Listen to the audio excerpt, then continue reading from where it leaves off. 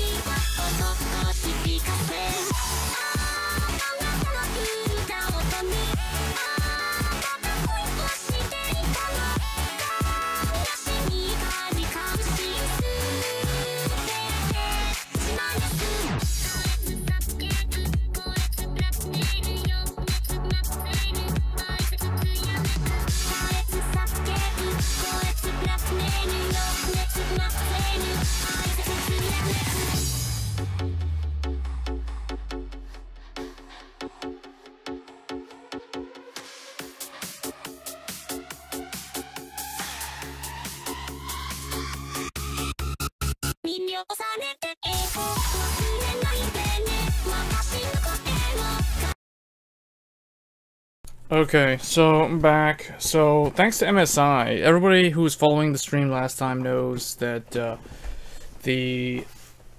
basically the Asus motherboard, it was either the Asus motherboard was bad, the CPU was bad, or the RAM was bad. It turns out it was the Asus motherboard because the CPU almost doesn't fail. Like, these things just don't really die easily. And I got some Corsair RAM to test if it was a RAM incompatibility issue with the Patriot memory, because that's like 32 gigs on 2 sticks.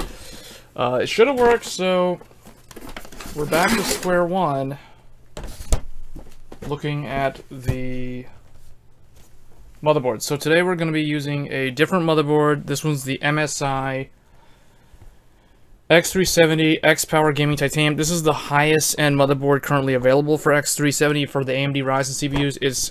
It comes in at a whopping $299, so it's roughly about $50 more, $45 more than the Asus Crosshair 6 formula, not Asus Crosshair 6 Hero, which comes in at $254. So I returned that today, and luckily I was lucky enough to get the new titanium motherboard from MSI.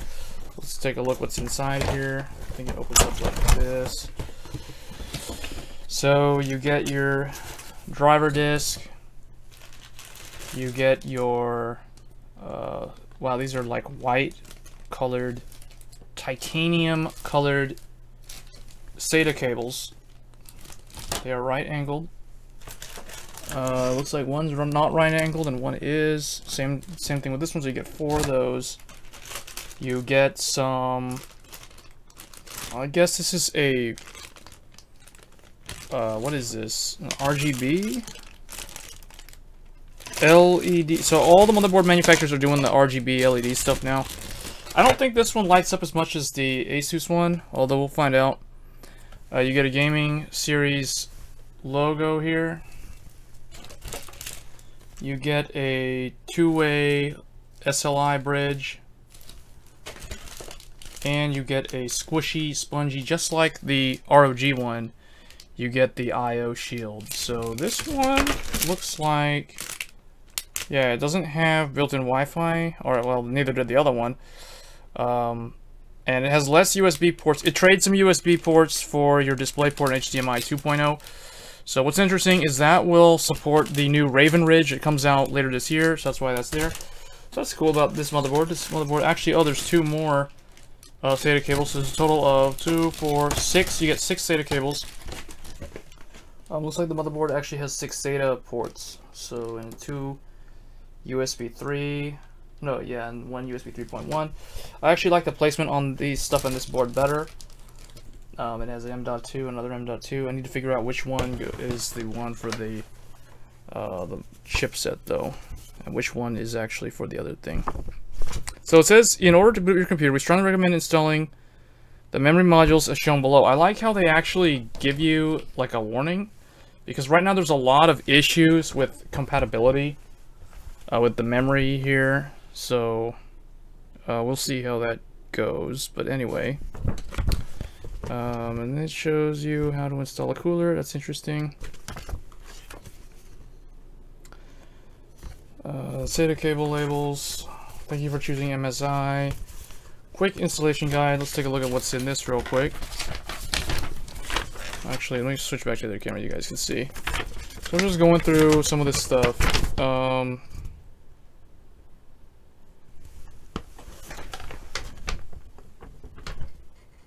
Yeah.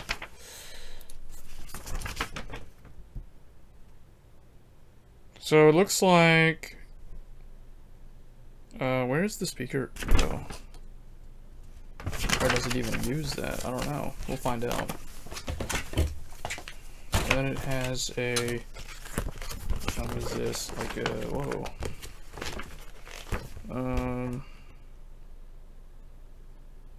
Yeah, it does have a speaker connector.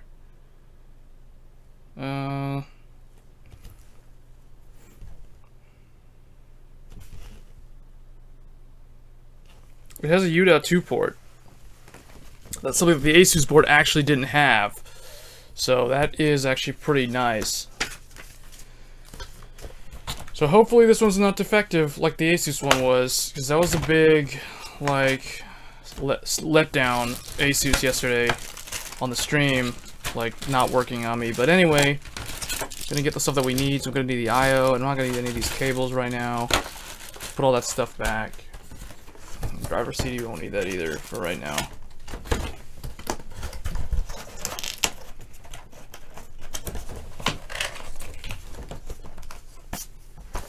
Okay. So, here's the motherboard.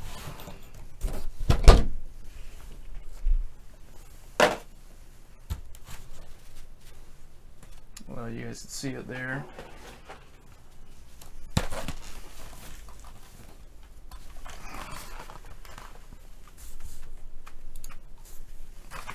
So this one, it looks really interesting. It's like almost like a silver colored finish.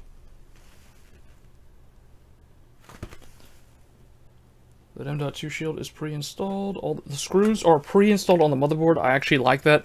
You don't have to go hunt for them in the extra accessory box. Everything looks to be in order here. Let me just make sure that this. Yeah, so hopefully this one works out a lot better for us than the one from yesterday. Okay, so let's get to building. We'll go ahead and take this out, or you know what? Let's do this. Let's get the CPU first. So we're going with the 1800X, the highest end CPU. There it is.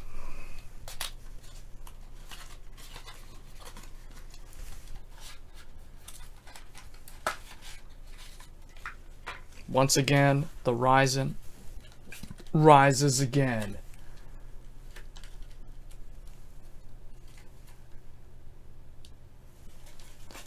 You lift the retention socket handle. Be careful. You just line it up and you drop it down, and it's in. Okay, next put the RAM. Put the RAM next. So this stuff's supposed to be compatible. Like, I picked this up earlier today. We're going with the Corsair Vengeance. This is 16 gigs for now. If this works and proves successful, I will redo this with the original memory that I bought, the Patriot, which is double the capacity. It's like 32 gigs. So don't let me down, MSI. It's up to you now to save the day, because these Ryzen motherboards are extremely hard to find. Okay. We are going to install the RAM in these two slots. So they actually do that. So let me take a look. We'll take a look at this.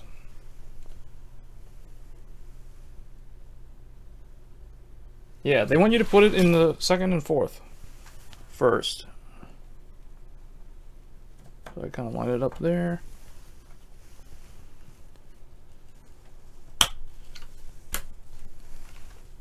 That was actually really easy compared to the Asus one, because Asus got cheap and they removed one of them.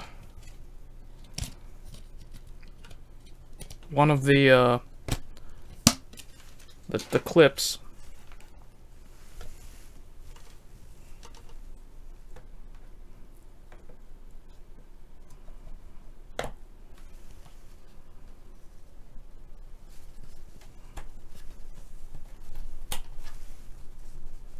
Okay, so those are both in. CPU's in. We will go ahead and apply the thermal compound.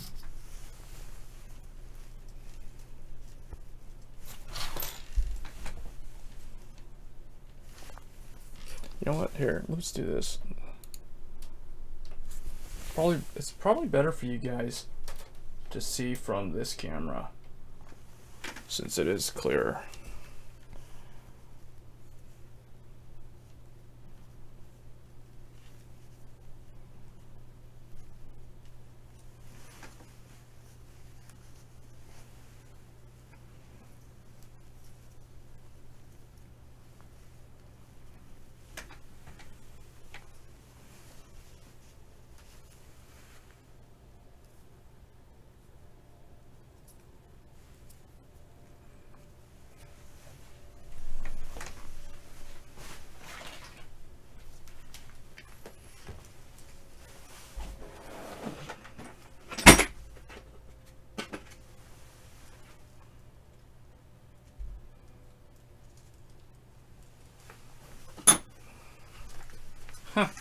My thermal compound decided to get stuck on me.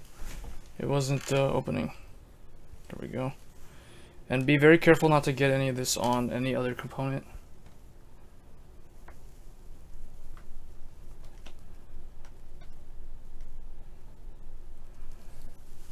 I think I'm about out of this stuff.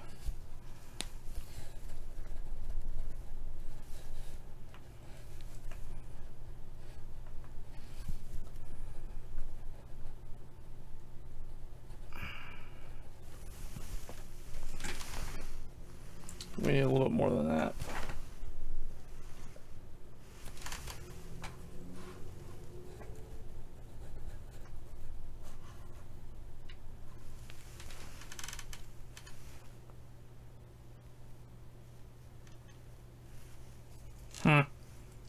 It's not a whole lot. I may have to get some more out of another source, but really I'm just concerned right now that the CPU works. Oh, gotta remove the... Oh, I forgot to do that.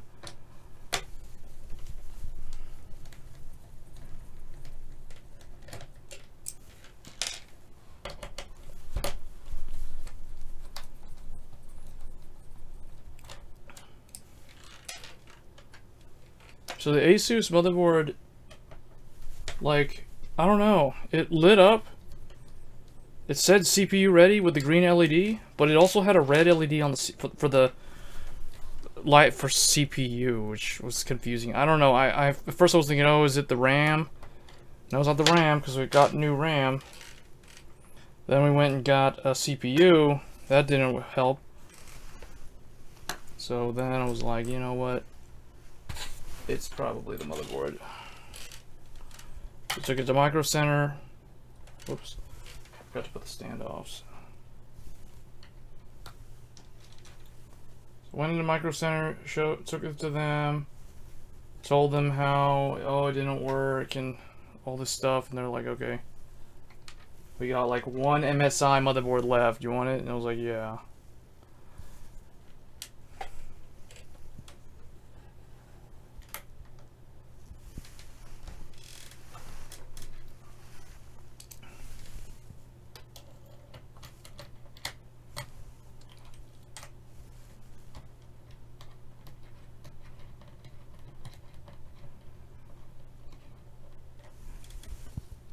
Prefer to like not put these all the way on. Probably, yeah.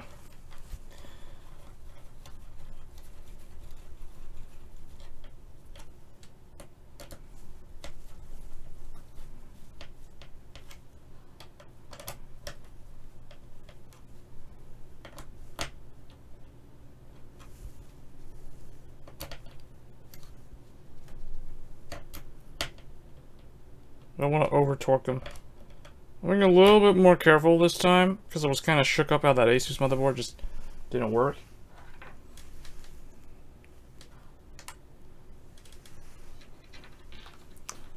This stream won't be that long. I'm just gonna try to like do things a little bit more slower now, I guess.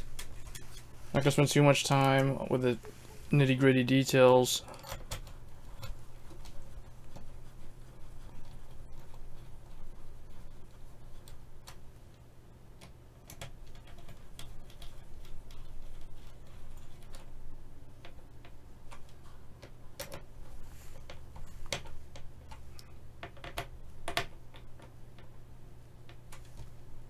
Alright, that's on good enough. Okay, hopefully that's enough to replace. I don't know if it's enough or not. It probably is. Alright.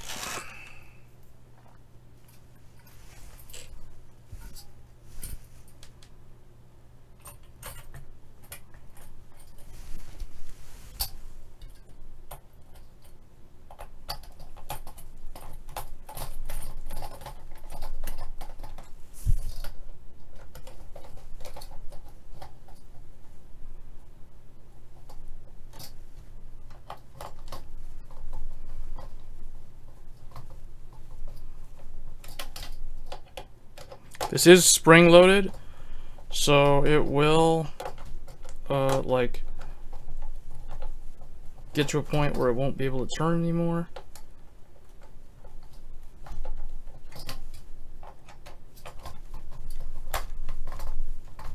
I think that one bottomed out. Okay.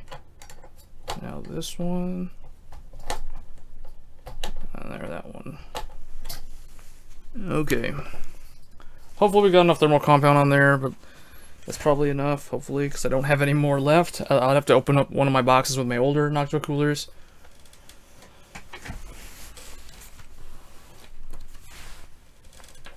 I'll get the fan on here. I don't really know what the fan header is called. which one is the fan header on this motherboard. So we will have to investigate that by using a flashlight.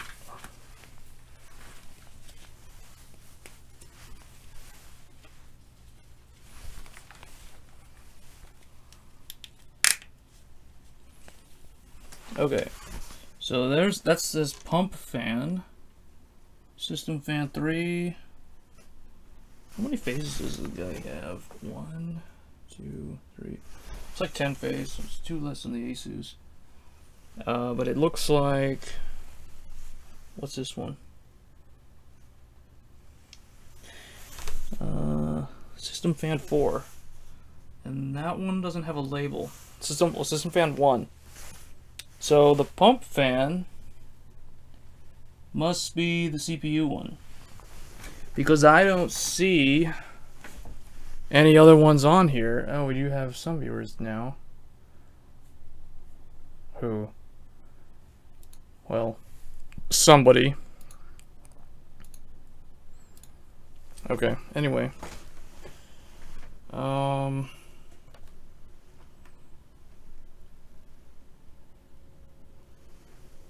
Yeah. So there, that, okay.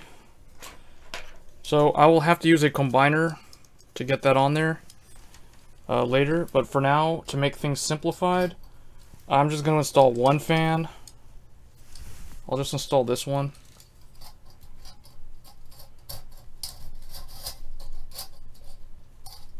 Just somebody building a Ryzen workstation. Yep, there's somebody building a Ryzen station. I actually built one yesterday too, and there was a lot more people watching because that was the launch day. So we're building another one now, featuring the Noctua NHD 14. I don't know, why is this going in all wrong? There we go. That's better. Alright, so that fan's on. I'll put the other one on with like a combiner here, and then that will go on the fan header, but for now we're just going to connect this one here by itself.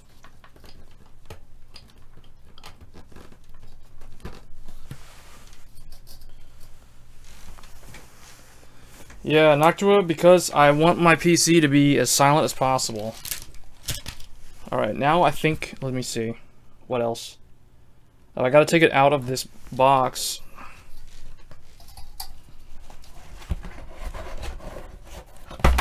Whoops. And I'll just put it on top of the box. Oh wow, it's on like some kind of foam thing. I'll just keep it on that for now.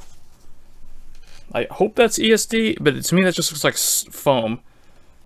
Because I'm really worried about this thing shorting out.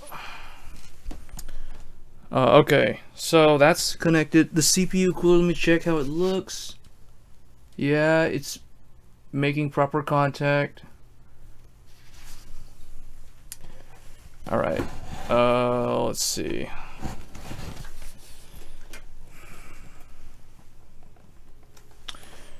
We need to get the power supply. We need to get the case. Let me clean this stuff up so I can put the case on top of the desk. Because the power supply is already in the case, since I am doing an upgrade. This is not like a brand new build, although it virtually is a brand new build, because we will be using, like for storage options, we're going to be using one of these. The Samsung Evo, the 960 Evo M.2, this is a 1 terabyte NVMe drive, so it's pretty high-end, fast drive. We'll be using that. For storage, I'll be putting that on the motherboard later, but I just want to make sure that everything works. I'm just going to do a quick post test so I don't waste all my effort. And so we know for a fact that the RAM is good and the CPU is good. What we do not know is if the motherboard is good, because I know that my Crosshair 6 from Asus was defective. It was dead on arrival. So I have to go with MSI. So I had to pay like $40 difference at Micro Center earlier today to swap out the Asus for the MSI because they didn't have any other Crosshair 6 Heroes in stock. I'll just move all these screws and stuff out of the way here. Oh, you went with the 950 Pro? Oh yeah, that's the older one. That's like the previous gen one. It's still really good, still solid choice. NVMe is amazing.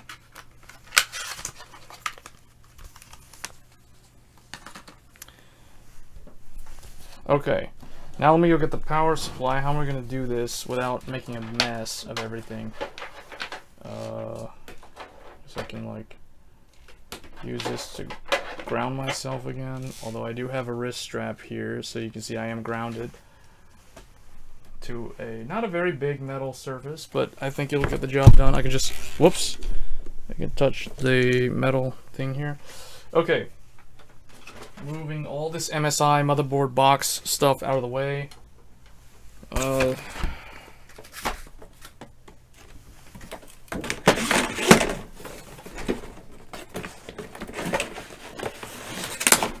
Okay.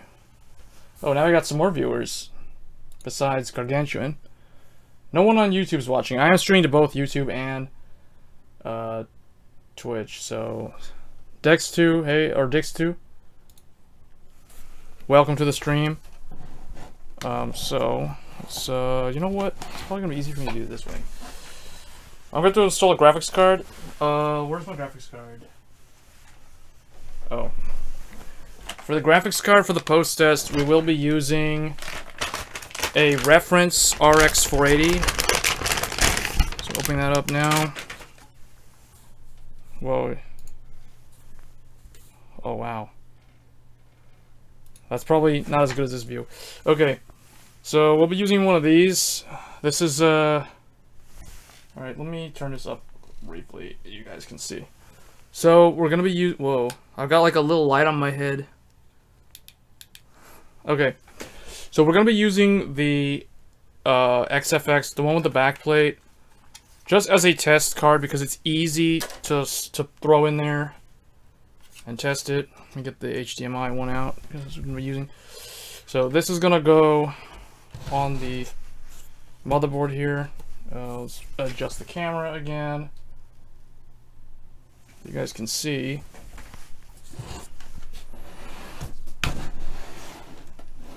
Although, you know what? It will probably be easier for me to just leave it like this. I'll turn it this way because the case is going to have to fit on the desk. Let's connect this. Now we get to test out these like strong. Oh wait, you know what? I don't want to try it. I'm going to try it in this one. The reason why I'm going to do that is because the Noctua cooler is kind of big. So if I have to remove everything, move that there. There we go. All right, so that's in. Is that a 480? Yes, it's an RX 480. It's a reference card. I got it on launch day back in June 29th when it came out from Micro Center. All right, I gotta move my Corsair 600T because it has the power supply. This is pretty big, so it doesn't really fit on the desk correctly. But anyway, it is what it is.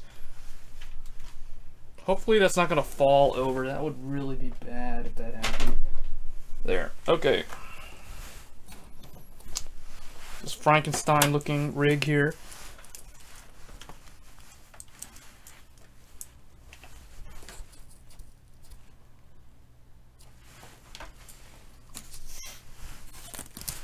I don't really trust this foam. I want this off. Just gonna put that there. Okay. Hopefully it's all.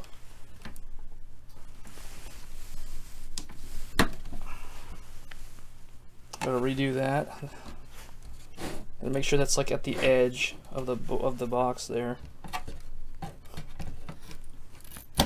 Okay. All right, so let's see. First, I want to put the big 24 pin. So we're gonna get power here. Turn back on the light so you guys can see.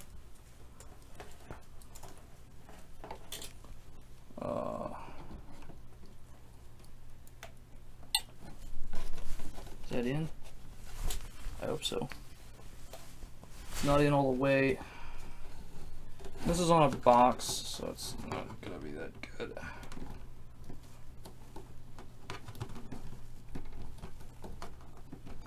Okay. That is still not in all the way, but it's probably in good enough that it will actually turn on.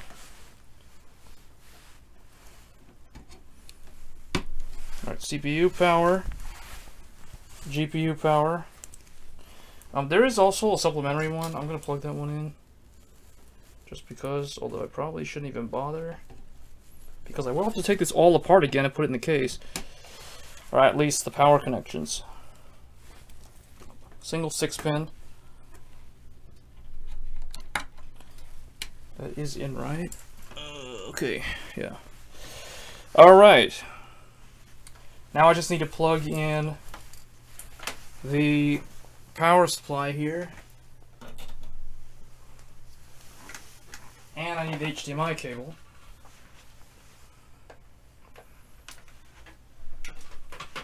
Oh wow, this is really going to be hard to do.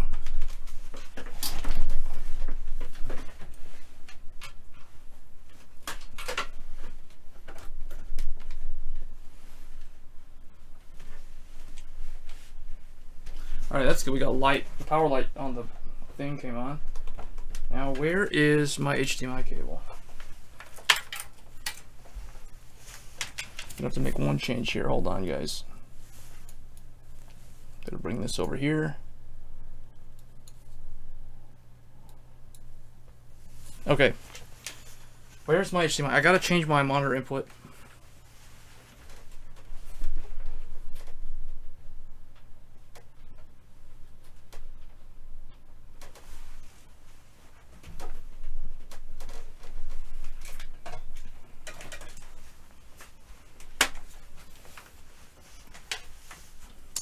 You have no idea how hard this is because there's like no space.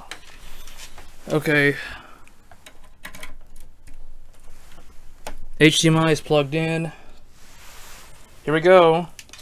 Oh wait, make sure this is like on, not on. That's 11, I don't want that on 11.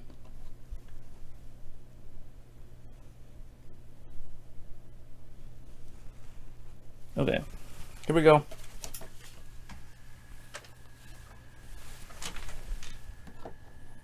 See what happens. Oh, I forgot to plug in a little beeping speaker.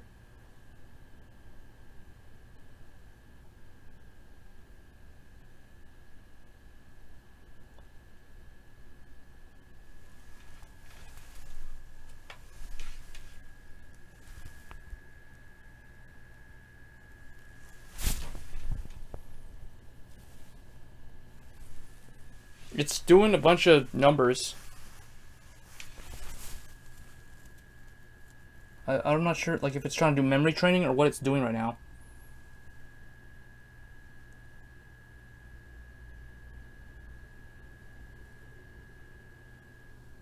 Oh. It looks like it's doing something. What is that? OD boot. Oh, we got a boot prompt, guys. CPU or memory changed. Please enter setup. To configure your system, press F1 to run setup. Yes, this motherboard's not dead. So, I don't know if you were on my stream yesterday, Gargantuan, but it was kind of embarrassing at the end because the motherboard was faulty. And it was an Asus Crosshair 6, which is like the most highly hyped up motherboard for this whole Ryzen launch. So it's pretty hilarious. Like, that motherboard caused me so much trouble and was kind of embarrassing, but thanks to MSI with Titanium XPower, is more money, but hey, apparently it's more reliable. Oh, I like how the LAN port and the USB 3.0, 3.1 lights up on the back. It doesn't have as much RGB goodness as the Crosshair, so I will admit, actually, let's turn my light off here. I like it has white lights. If you look at that, here, let me turn the lights off so you guys can see. So you can see how it lights up in the dark. See how that looks? Yeah, it didn't post at all. It gave me the Asus Q. The Q code was 55, which basically says memory not installed or memory not initializing. So at first I was like, everyone on stream was blaming it on the RAM. They were like, oh, your Patriot memory is terrible, it's defective or whatever. So then I was like, yeah, maybe it is, but I don't know, because I've had dead graphics cards. I've had dead, you know, like larger circuit boards are more likely to be faulty than smaller ones. So, but although RAM, I couldn't believe, because I've had bad like laptop memory before. So anyway, this one's a little bit more subtle. It's not super crazy on the RGB, like the crosshair. I like it has these white accents you can see here. It's got a little bit of red. It's got green on the power button, but it's very small. It's got your like Q codes, your error codes there. That's really nice. I'm getting a 0D code right now. So let me plug in a keyboard, and then we'll take a look. I want to get in the BIOS. I have not been able to mess with a BIOS on any of these Ryzen computers until, well, hopefully right now. Alright, so I plugged in a keyboard. Here we go. Oh, whoops, F1. Give me a BIOS. Yes, I'm in the BIOS. Okay, fine, or UEFI. Finally, man, I've been waiting a long time to get into one of these things to play around with this. So, good job on MSI. The motherboard lives. The CPU lives. The RAM is fine. In fact, it was retarded because, like, the RAM that I had originally was 32 gigabytes, 2666 Patriot Viper Elite. With CL, like the cache latency was 15. So the timings were pretty good for 2666. It was like 15, 15, 15, 35 on 1T. Or maybe it was 2T. I don't know. I didn't even get a chance to get into memory. Because I didn't get a post. I didn't get a beep. I got literally nothing. Black screen, nothing, error code 55. So, it was, yeah, it was pretty bad. Like, it was, and the Asus motherboard was blaming it on the RAM. So I bought new RAM, which is this Corsair Vengeance series here. I got that stuff today with this motherboard. Actually, I made 3 trips to Micro Center today. It was ridiculous. I went to Micro Center. I bought this RAM, took it home, put it in the Asus motherboard, turned it on. Same problem, same. So I was like, okay, you know what? It's either the motherboard or the CPU. I go back to Micro Center. I discuss with them what could be the problem. They're trying to tell me stuff like, oh, well, maybe it's your, maybe you're not doing something right. And I was like, well, can I test it here? And they didn't have the setup for Ryzen, so I was like, okay. And then basically it was swap the motherboard or swap the CPU. And then I was like, oh man, you guys don't have any crosshairs, do you? And he's like, no. So I was like, okay, let's do this. Let's swap the CPU. So he gave me a new Ryzen 1800X. So the one I'm using right now is a brand new CPU. Like, it's another one, even though the other one was brand new also. So I don't really like doing that because now I could have had, who knows, I could have had a golden chip from day one, but now I may have like a dud or like an average one, or it could go the other way around. Maybe I had a dud, now I have an amazing chip. I'll never really know because the motherboard was faulty the whole time. So I went back the second time, put in the new CPU with this RAM. Same deal, same error code 55. Tried clearing CMOS, doing all that stuff. Same problem, tons of problems. I was like, you know what? Okay, I know it's a motherboard now. Went back there, asked them, do you have any X370 boards, even though your website says you don't? So then one sales associate ran in the back. He looked around for like 10 minutes. So I was talking to like some of the other sales associates the whole time about the Ryzen reviews and all that stuff. Yeah, we'll see. I mean, I got the 1800X for that reason, right? So, and that's the other reason why I got the Crosshair 6, because the Crosshair has a 12-phase power delivery system. The Titanium, the one I'm using now from MSI, this one, let me look at it again. It's a 1, 2, 3, 4... It's got 10-phase. So this one's 10-phase, the Crosshair is 12-phase. So in theory, the Crosshair is going to be the better board for overclocking. But MSI's XPower is also very good, but I think MSI's is probably better for like LN2 and all kinds of hardcore overclocking, stuff that you're not actually going to use in the real world on a daily basis. So, because it can apply, MSI probably applies like more voltage than the Asus one for the same clock, so that's why I kind of I didn't want to go Titanium. But luckily, that guy in the back, he ran through the whole back of the store. he found the last motherboard, this titanium board. Apparently there was one pre-order cancellation from today because it was a no-show, and like the guy reserved it like the previous day, and he never showed up. He canceled his Ryzen CPU. I guess he was disappointed from like the reviews or whatever. So I got lucky because literally, like, if this motherboard wasn't at the store, I would have just been stuck with either downgrading to B350 or like return the Asus board and just wait until the X370s become available again, because these things are like completely backordered, like out of stock. It's insane, like how much demand for the Ryzen stuff there is. But anyway, let me turn this off and put it in the case.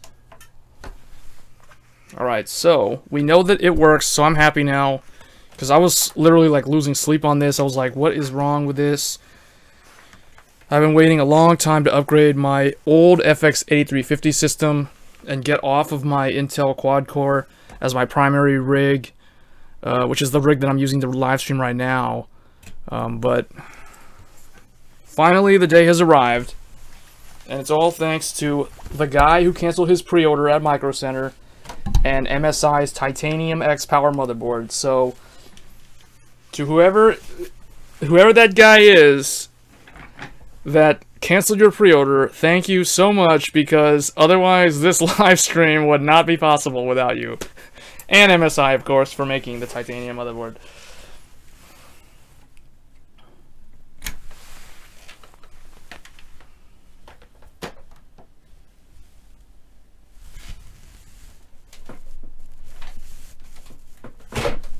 Unplug that. Alright. So now we basically undo some of this stuff. And, huh? Oh. Before this PC, you were on 8150? Or you're on Ryzen now?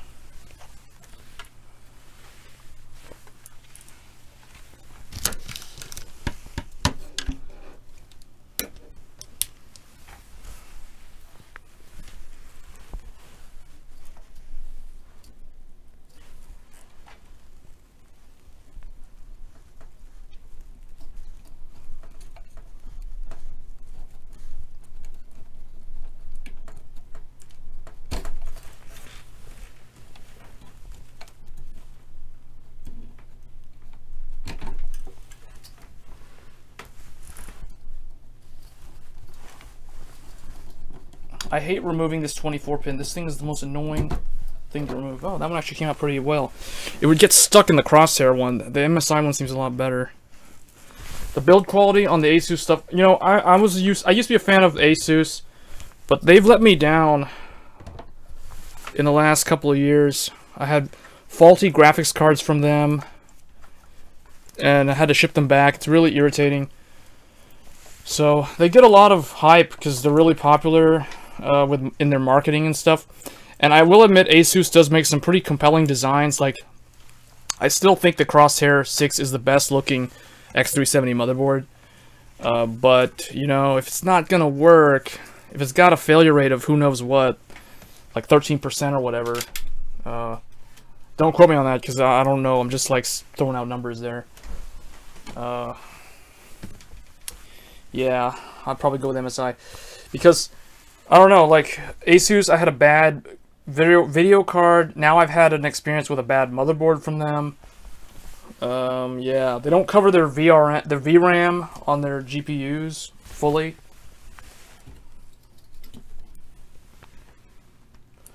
Okay, so that's good. I'm just glad that all this stuff worked out. All right, what I want to do now is let's see. Okay, I'm just gonna install it.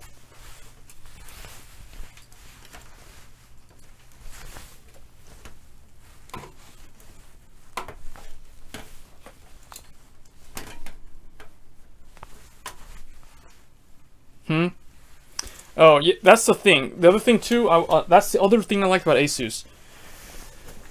Asus, the BIOS layout is the best one, MSI is probably second.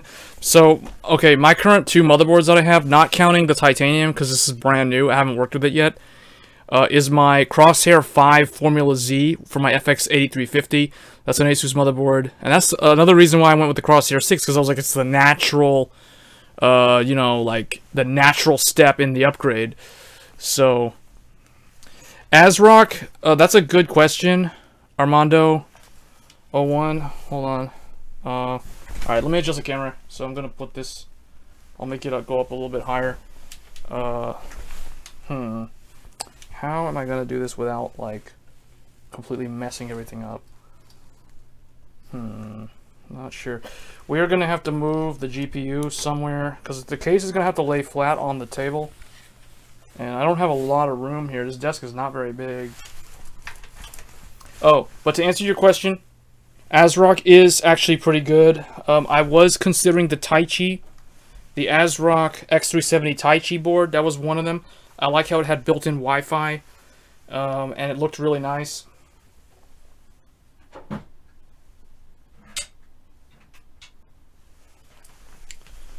All right, I'm gonna have to do a really ghetto, dangerous thing here, but like I'm gonna pick this up, put it on my chair.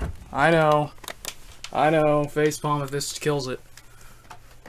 I'm gonna put that on the chair so I can get around here and put this computer, like put the case down. Hopefully that doesn't kill the motherboard. I mean, I take precautions to ensure ESD and all that stuff, so this should be okay.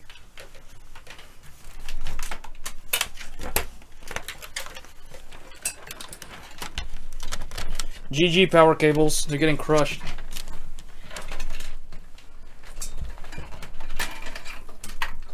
Alright. We good?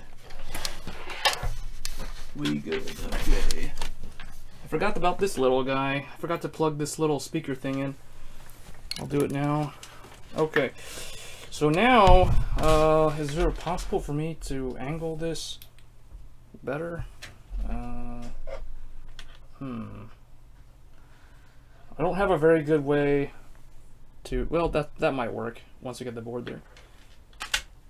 Hopefully that camera doesn't fall over right on the build. That would be pretty stupid if that happened.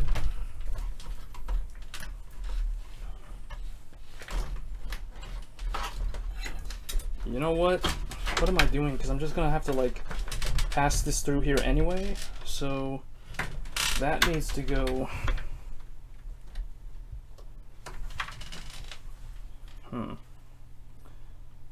Yeah, that needs to go there. This is gonna have to go like that. You know what?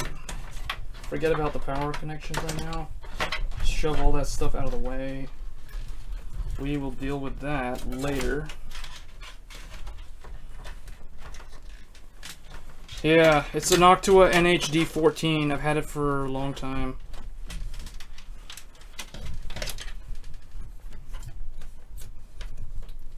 All these SATA cables, all this stuff, I don't want any of this stuff getting in the way. So I'm just going to shove it all to the side. The motherboard that used to be in here, for those wondering, is an MSI Z87. It's a Intel Haswell motherboard. It housed, well, it still is. It's the computer that I'm using right now. It has a 4770K overclocked to 4.4 gigahertz. So, what is this? What is making that noise? Take this dust filter off. Okay. That should be everything. Now, I almost forgot. The IO shield and the titanium one is padded. It's very nice. It is equal to the Crosshair 6 one, for those wondering. Asus is not the only motherboard maker that has that thing. You can see it's padded. Very nice.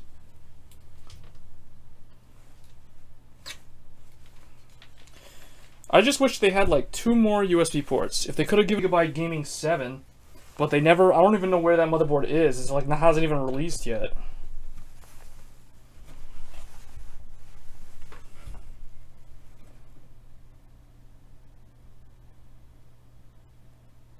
Are we back? We dropped. I think the stream died and came back.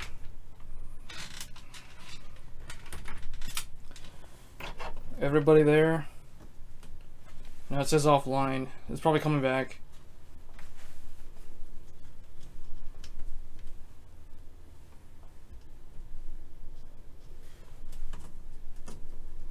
Alright, here we go.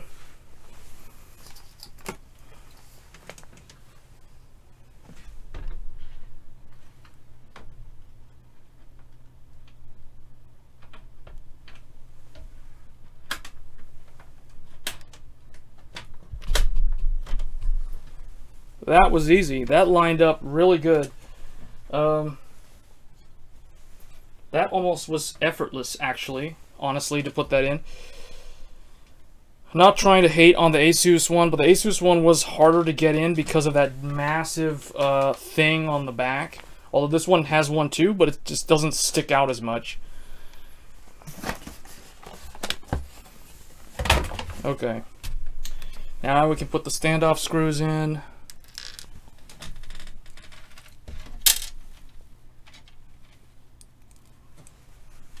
I like to do the corner, the top left corner first, because that one usually is the hardest one to line up.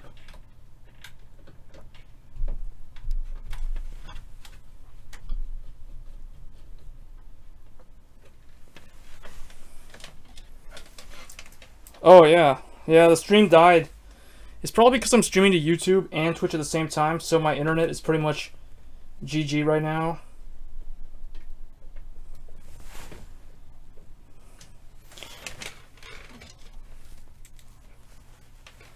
But yeah, what I was saying was there were initially 4 motherboards that I was considering.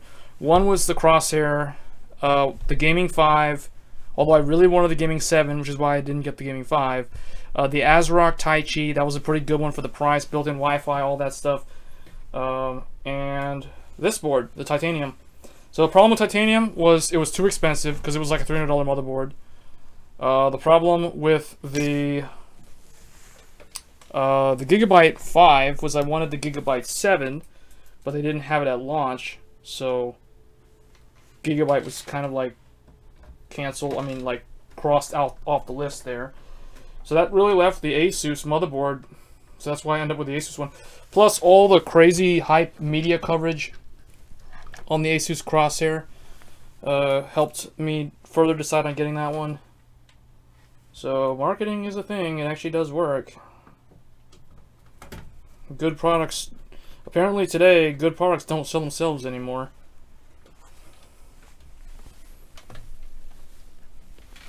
You gotta have the marketing, the mind share, the halo effect.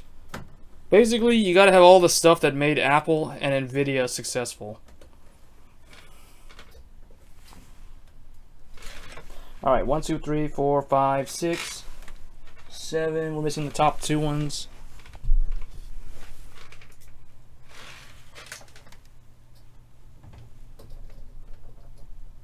Well, this one's gonna be pretty hard to get in there. It's the only downside to having a massive heatsink for a cooler. You can make getting some of these screws in there, but I got it in. Just gotta be patient.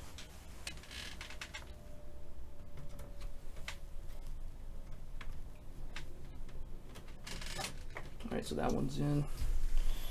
Okay. The other thing I don't like, the thing I don't like with this Corsair RAM is it's 1.35 volts.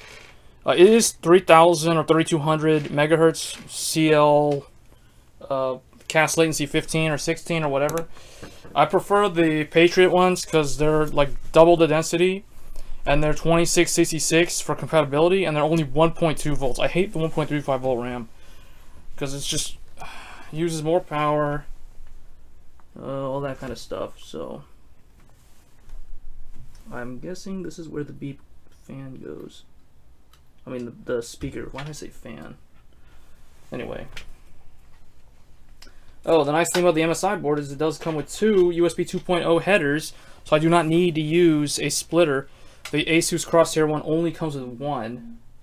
So the titanium is more, surprisingly, the titanium board is more backwards and forwards compatible. Have you heard about the memory speed issues with Ryzen? Yes, I have, and I can't wait to test them myself. That's why I have two different RAM kits with me. I have 2666 and I have 3200. Right now I have a 3200 kit installed.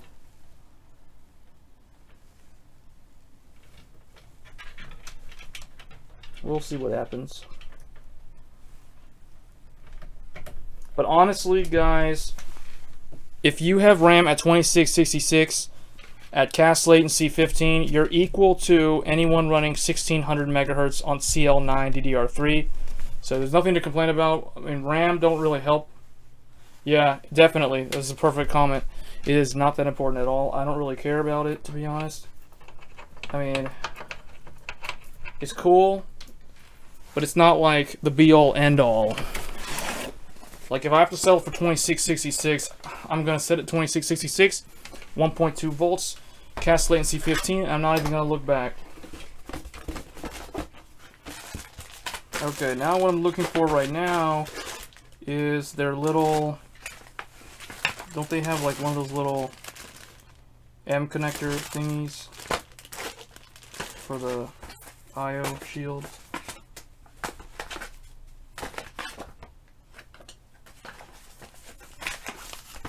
Ah, whatever. I'm too lazy to find it. I'm gonna just use it, do it myself. Okay, so we have, where's the speaker?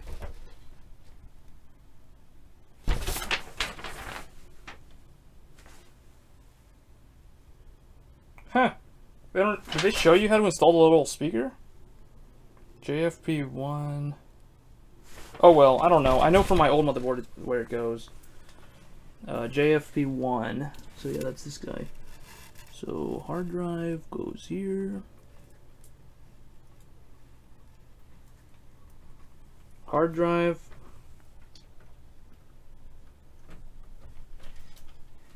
Followed by reset. And what is that? 1 and 2, nothing. Yeah, nothing goes there. It's not connected. And then we have the power and the little like power LEDs. So we have the hard drive one, which I already did. Make sure. Power plus. What did I do? HDD. Across from that is power plus. Okay. Yeah. And the negative one is number. Wait, where's the negative one? Negative one is hard drive plus. LED plus, that's the outer one. And the inner one. I mean, I could use their little adapter thing, but I'm too lazy to look for it right now. Even though this is kind of a little bit more time consuming than I wanted it to be. There we go. Okay, all those things on the speaker are installed now. The little power switch, reset switch, all that's good stuff. What else? The power cables. Oh, the MSI board does have a U.2. It has a U.2 for NVMe for the future of SSDs, basically. So it is more future-proof than the Crosshair. Honestly, the only thing that the ASUS board has over the MSI board as a selling point is 2 more power phases for overclocking and way more USB ports. But it gets rid of some things. It only has one USB 2.0 header. It does not have the PS2 mouse for the legacy mice and keyboard connectors. It has a weird location for the USB 3.0 front header. It's like way down here, whereas on the MSI one it's in the standard spot, plus they have another one that's like right angled. And then it does have the 3.1 up at the top. MSI has it down here at the bottom. But I think honestly, as long like the MSI's got 2.0, 3.0, and the 3.1. The Asus one has 2.0, 3.0, and 3.1. So like across the board, the MSI one has more future-proof connectivity, as well as backwards compatible. Like I mean, it's got PS by 2, and it has another USB 2.0. So yeah, plus it's got another M.2, plus it's got U.2. The Asus one only has one M.2, no U.2. The Asus one does let you put Wi-Fi in, but you have to go through your trouble of buying a laptop Wi-Fi card, buying the little antenna wires, and like doing it yourself. It's really, yeah, no. So, yeah. Okay, now I want to get the fan splitter out of the Noctua box, my Noctua cooler box. I just kind of want to see what's going on here. So, I'm trying to open this up. I could probably close some of this. It's not all in the way. We got a bunch of SATA cables.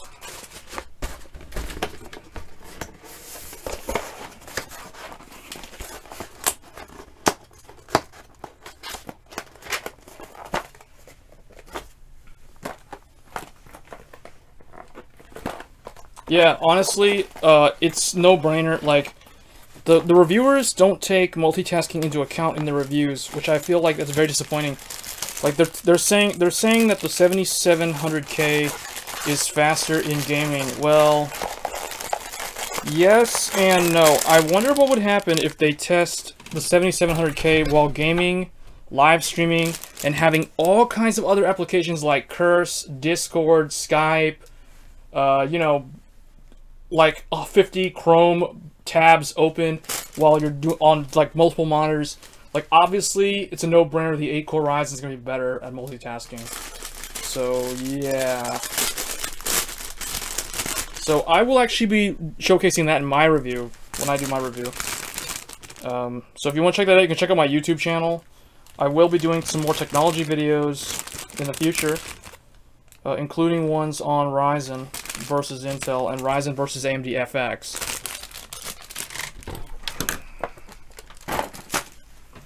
So what I was looking for just now, for those wondering, is this Y cable, because I'm going to connect both of the fans from the cooler on this thing for better cooling. So I'm gonna do that, and I'm gonna get this one, the other fan.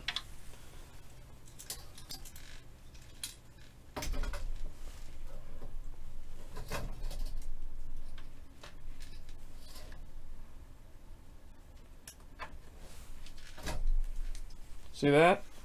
Now I can drive them both off of the CPU fan header.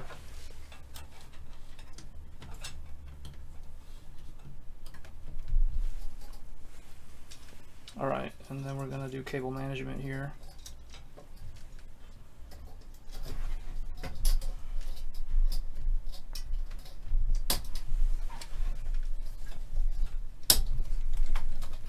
I will have to probably tie these down because they're going to hit my top case fan. Yeah, they're going to hit that. I have to like, figure out something with that later. Anyway. Next, we will install the graphics card again. Hold on. I don't know. You know what? Let's go with a different one.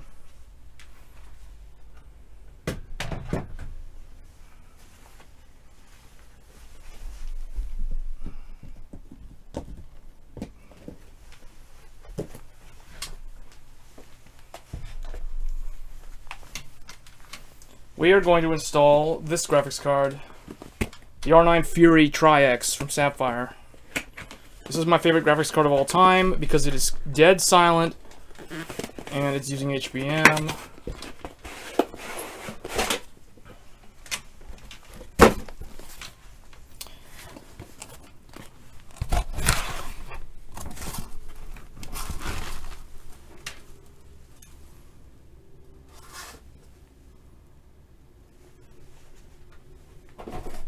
You know what?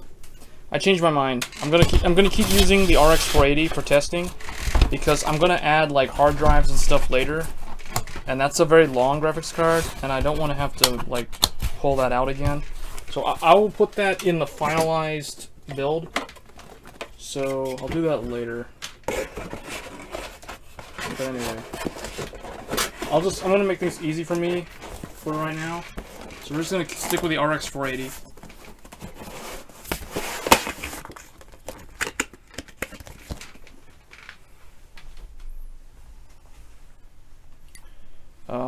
I was just gonna plug in the fan headers for the rear fan.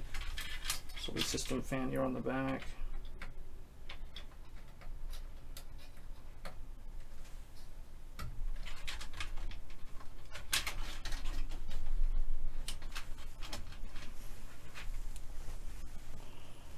What does it report for RPM when you do that? What?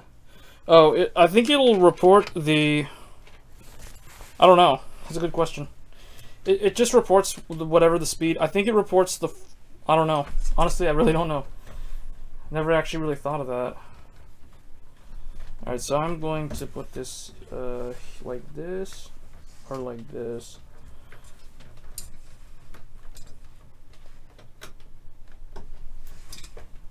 Is that backwards? Yeah, that's backwards. Let's do it like this. Plugged in the USB 3. There's a front. I think this is the front fan. This one will go on this one. Oh, that's interesting. What is this? They have like another. They have a PCIe, like a 6-pin, but it's not Molex, like on the motherboard. So I guess that's for like SLI or Crossfire overclocking. That's cool. I'll install my M.2 drive later. I just want to get all the basic stuff in, so that's in good. Alright, now I gotta get the 24 pin in and all the other stuff, so I'm gonna feed all these cables through the back.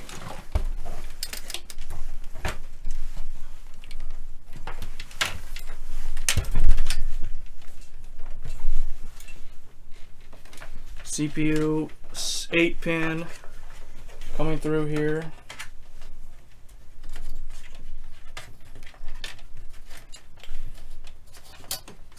This is probably the power cable I hate the most, because it's the hardest one to connect because of the massive air cooler. If you have a liquid cooler, this is so much easier to connect. I'm talking about the auxiliary, the EPS 12 volt.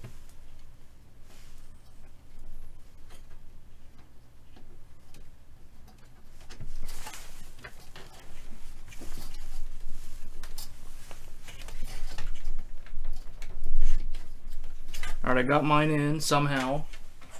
Now I need to get the other one in. I'm going to put the 4-pin one in as well, because I want maximum stability for my overclock.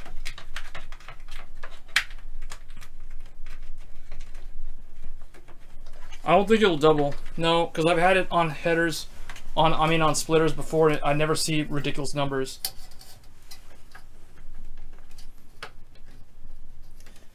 Oh, if it's PWM, I think it'll just report the one for both, because both should run at the same RPM. Although one of mine is a 140mm and one's a 120mm, so I have no idea what's going to happen there.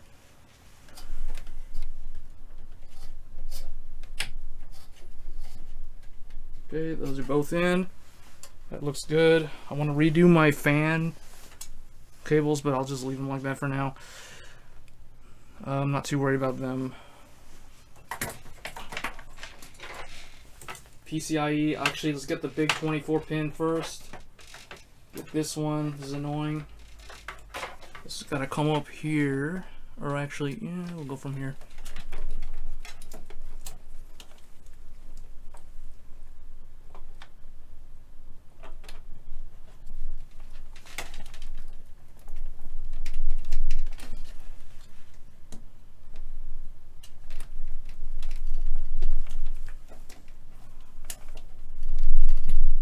Alright, that's in.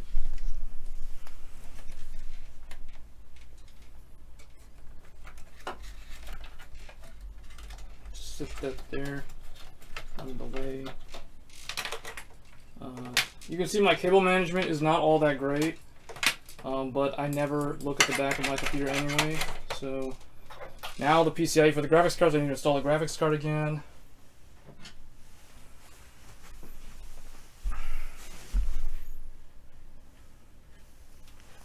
Oh, I will also mention that the MSI placement for the top PCIe slot is further away from the CPU socket. Thank you, MSI. For those of us who use massive air coolers, the Crosshair formula is a nightmare, or Crosshair Hero rather, is a nightmare to try to remove a graphics card while the CPU cooler is installed.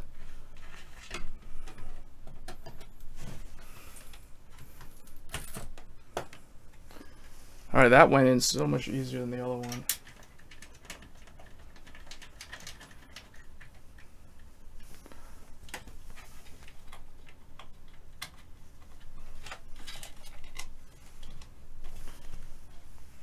Plugged all my fan headers in. Now I just have to plug in the PCIe cable for the RX 480. And we're pretty much done.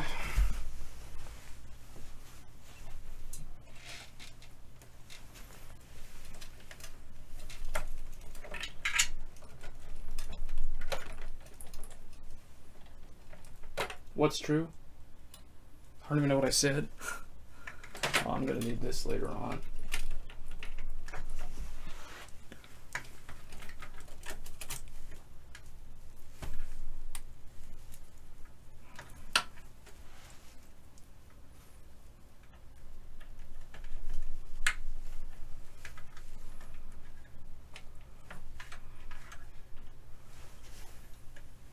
Okay. Everything looks to be in place. Maybe I should install my NVMe drive. Well, let's turn it on first. I'll turn it around so you guys can see it. I need to do a little bit of cable management here on the back.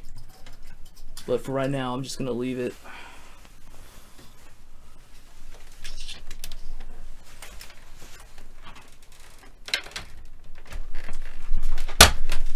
What did I just step on?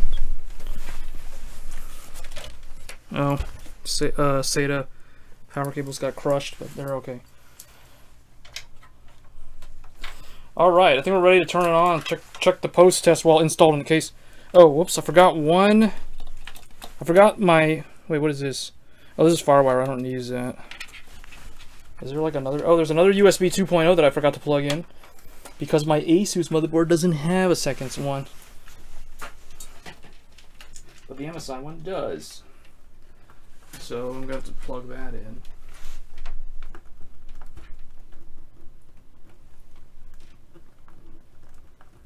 Let's try to go underneath here.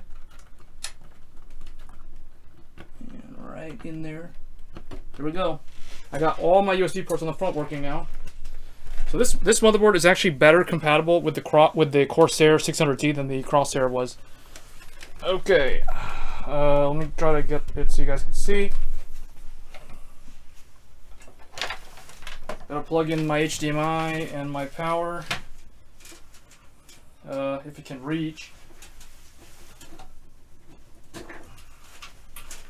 May have to actually move it around somewhere. Hold on. The power cable's not long enough to get to the back. I gotta move it.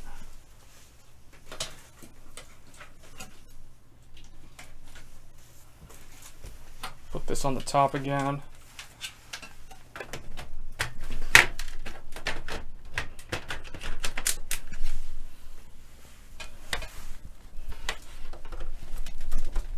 Alright, it's plugged in. Where's my HDMI? Right here. Where's my mouse? Alright, not my mouse. Where's my keyboard? Keyboard.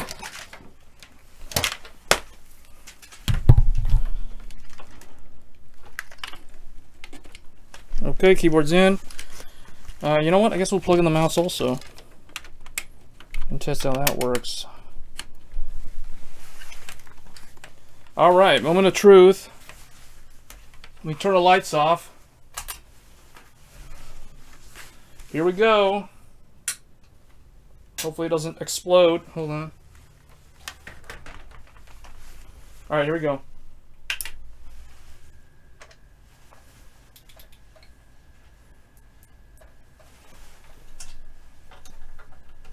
All my fans look to be spinning.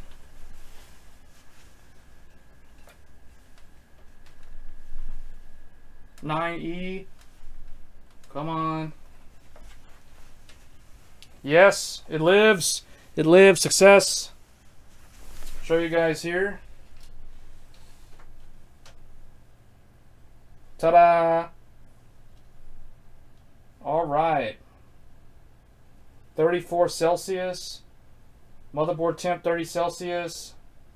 3.6 gigahertz. You can see it is a what is this? Ryzen 8 core. Thank you very much. All right, and thank you MSI, and that shout out to that guy at Micro Center who canceled his pre-order to make this build possible. Not that he knowingly knew about this live stream, but without him, I would still be with a dead Asus Crosshair right now.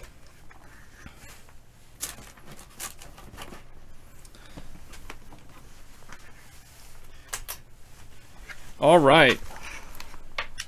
So that's basically all I wanted to do. I wanted to correct what happened yesterday because I know I had a lot of viewers yesterday because of all the hype, and it was kind of embarrassing seeing the build not succeed. That was the first time actually that I've ever encountered a faulty motherboard. So I've done several builds before. I've done AMD 64 builds from back in like 2006 with like building like PCs for World of Warcraft Vanilla and Guild Wars 1 and Counter-Strike Half-Life 2, all that stuff back in the day. And then I built Phantom 1, Phantom 2, some Intel stuff like the Q6600, Nehalem, you know. So I've never encountered a faulty motherboard before. So this is the first time ever, and it had to be Asus. So the one who everyone thinks is like so wonderful. So that just proves to people that no motherboard company is perfect. Will I buy Asus again? Certainly, I will consider them. Everybody makes mistakes. That was probably well within their failure rate. But MSI succeeded. And, yeah.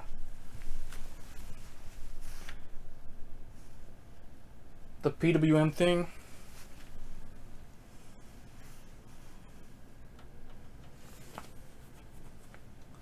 What PWM thing?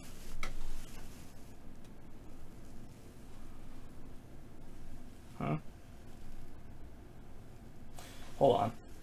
Let me see if I can, if there's a way for me to like capture that on the stream. I bet there is. I got an idea. Hold on. I need to turn this off.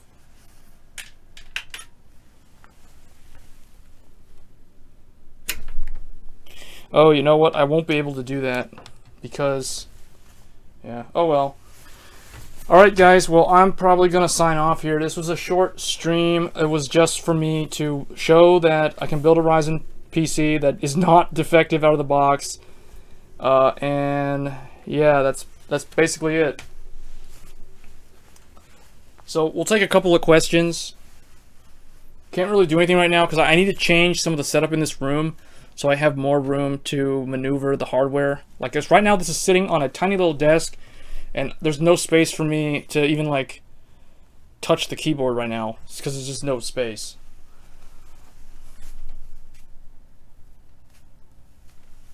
Oh really? OEM? I've seen, like, I used to fix laptops, like as a part-time job. I used to repair laptops back in the day, like around like 2010, 2009, somewhere around there, like six or 7 years ago. And I remember lots of dead, not really Dell, but yeah, Dells did die, but it was really like HP, and there was another brand, I forgot the name. Maybe it was Gateway or something. I don't know who it was. It was a laptop brand. HP was one of them though. HP and Compaq, which was bought by HP. Dell and Lenovo, but Lenovo's didn't really fail that much back then. And a few others, like Sony and Toshiba. Yes, this is gonna be my new rig. This is gonna be my main rig for production and streaming and gaming. Yeah, this one's gonna become my new gaming PC. This computer is basically replacing. It's gonna allow my FX 8350 to retire gracefully after being here since like 2012.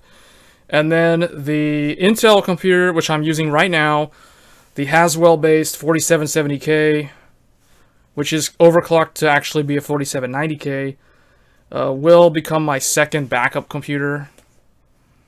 So it's like that computer has now been demoted down to like second in command. The Ryzen computer is now like number 1. The Intel computer is number 2. And then if I ever need to fall back on a third computer for whatever reason, that would be the 8350. So unless I decide to build a second Ryzen computer in the future, like a 6-core or a quad-core, and then buy the Crosshair 6 formula. I don't know why I keep calling it formula. The reason why I keep calling it formula is because my Crosshair 5 formula with my 8350 is called formula. But anyway, Crosshair 6 Hero, I'll probably get that one again, just because I like the way it looks. And I don't know, like, I think we'll see. It depends on how my overclock results with the MSI board goes. Like, if the MSI can hit 4.3, and if I have a golden chip and hit 4.4, then yeah, like I got my sights set on for like an everyday overclock with offset voltage, not manual voltage, because I never overclock with manual voltage. I'm probably gonna go with anywhere from 4.2 to 4.4 is what I'm hoping for on an 8-core setup, because that's pretty much the equivalent of Broadwell E. Oh yeah, that's like the older brother of the Crosshair Formula Z. The Crosshair 5 Formula Z was like the revision one for the 8350. Yeah, that's a really good motherboard. See, and that's why I bought the Crosshair 6 Hero originally, just because of the good experience I had with the Crosshair 5.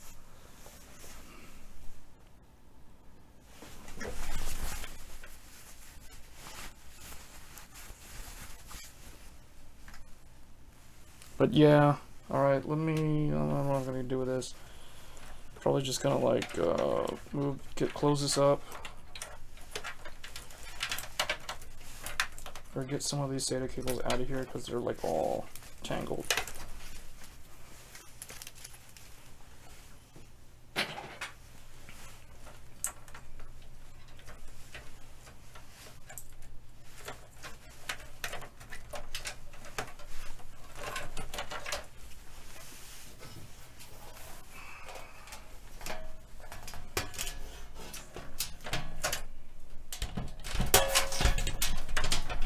If I build another Ryzen computer, I'm probably going to upgrade my case to a newer one.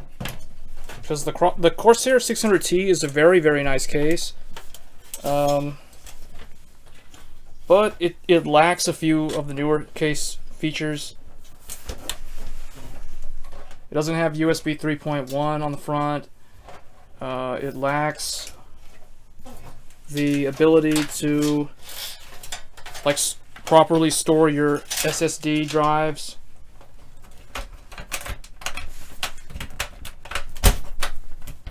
Its support for water cooling is not all that great by today's standards, but it is a really nice case that has aged well.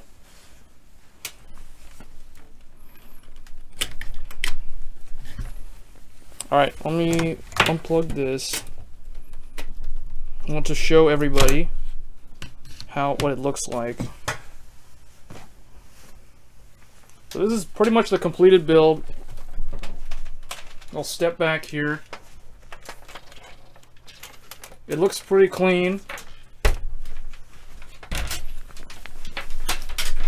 My headphones are getting crushed. Just gonna remove my headphones. Should make it easier. Okay. So that's basically it, guys. You can see I will install that NVMe drive and put Windows 10 on there.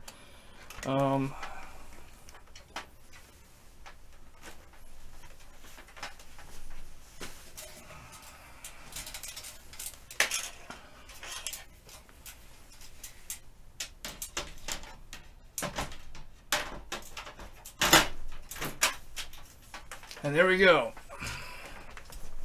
It has, I have the mesh rather than the window, so it's more breathable. So like hot air can like push out the side or whatever. So yeah, and I can still see it if all the LEDs light up. So that's basically it. Yeah, it's a really big mid-tower case.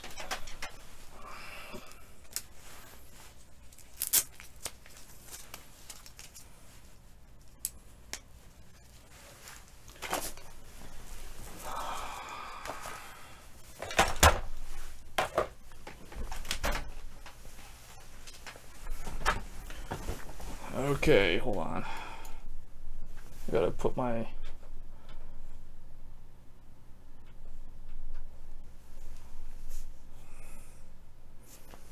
Gotta get my third monitor back online here. There we go. Okay, so... You know what, guys? Honestly, this thing is amazing. This little light... I highly recommend getting one of these if you're like a DIY person. I use this when I'm like fixing cars, electronics.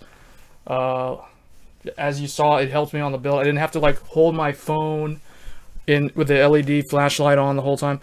So that helped a lot. And the ESD, whatever. Okay, so what else we got? What's on this camera? No YouTube viewers this whole... Well, there were some, but... Like, nobody wanted to comment, I guess. There were a lot more YouTube viewers yesterday than there were Twitch viewers, which is odd. I guess they all got bored.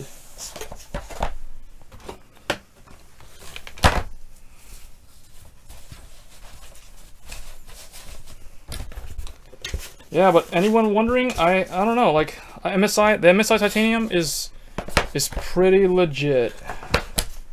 It certainly saved the day.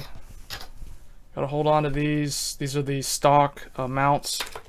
Oh, for those wondering how I installed the Noctua, I did use one of these, which I did do an overview unboxing video of on my YouTube channel. This is the NM-AM4 adapter kit. So I highly recommend one of those if you are getting Ryzen, you want to use one of your old Noctua air coolers like an NHD 15 or 14 or any of those really high-end air coolers.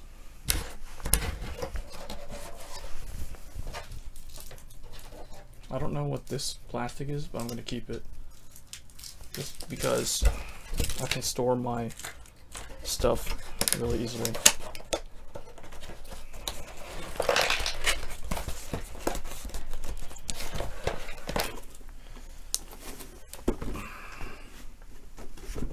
Once again, there's the box that the motherboard came in. It has a window, just like the old Crosshair did. The new Crosshair did not have one of those windows.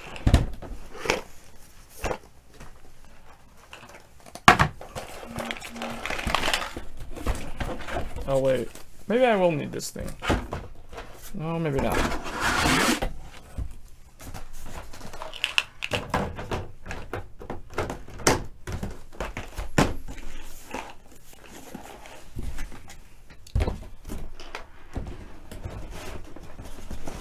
Any other comments? We're going to probably cut the stream here a little bit.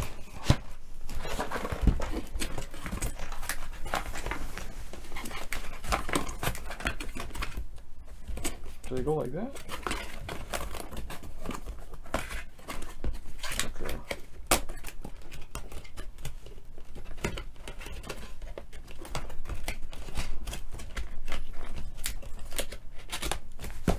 Hold on.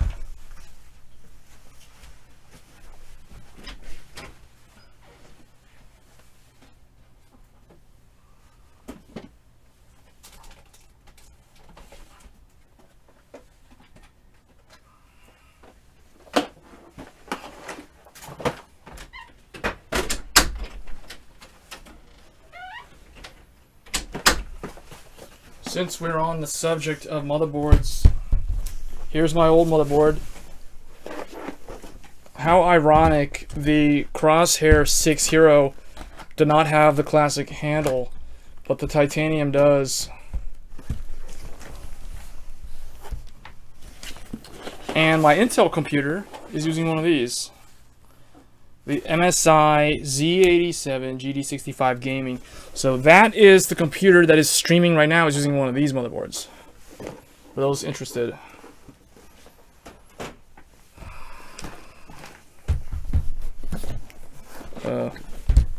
Again. The CPUs. That's really wrong. That's not the one that goes there, but anyway, this is the one. Just kind of want to show them here. So the Haswell, wow, that's really, yeah. This is going to fall down and crash. Come on, sit. Okay. Crosshair with 8350. Game Z87 GD65 with Haswell 4770. And where is the Ryzen? Here is Ryzen. And Ryzen. I don't know why Ryzen's in the back, but it's like the new guy. What are you doing in the front? There. There. That's not the right motherboard, but the MSI one is actually the shortest one. Go in the front. Okay, so anyway, you guys get the picture. So I will be doing benchmark videos for my YouTube channel featuring the new Ryzen. I will overclock it. I will probably do how to overclock using an MSI motherboard, since that's the one that I ended up with. So yeah, that's basically it.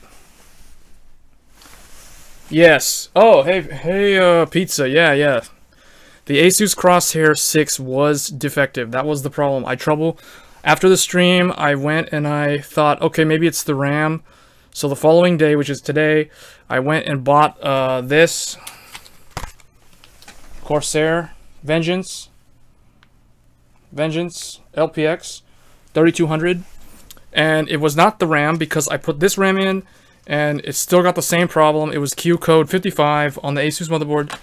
So it's saying memory not initializing or not initialized. So then I went back to Micro Center and I asked them, hey, do you have another Crosshair 6 formula? I need to swap it or whatever. I keep saying formula, but who cares? I'm going to keep calling the Crosshair 6 the formula because my old motherboard is a formula motherboard. This guy right here. So long story short, I drove to the Micro Center like 3 times today.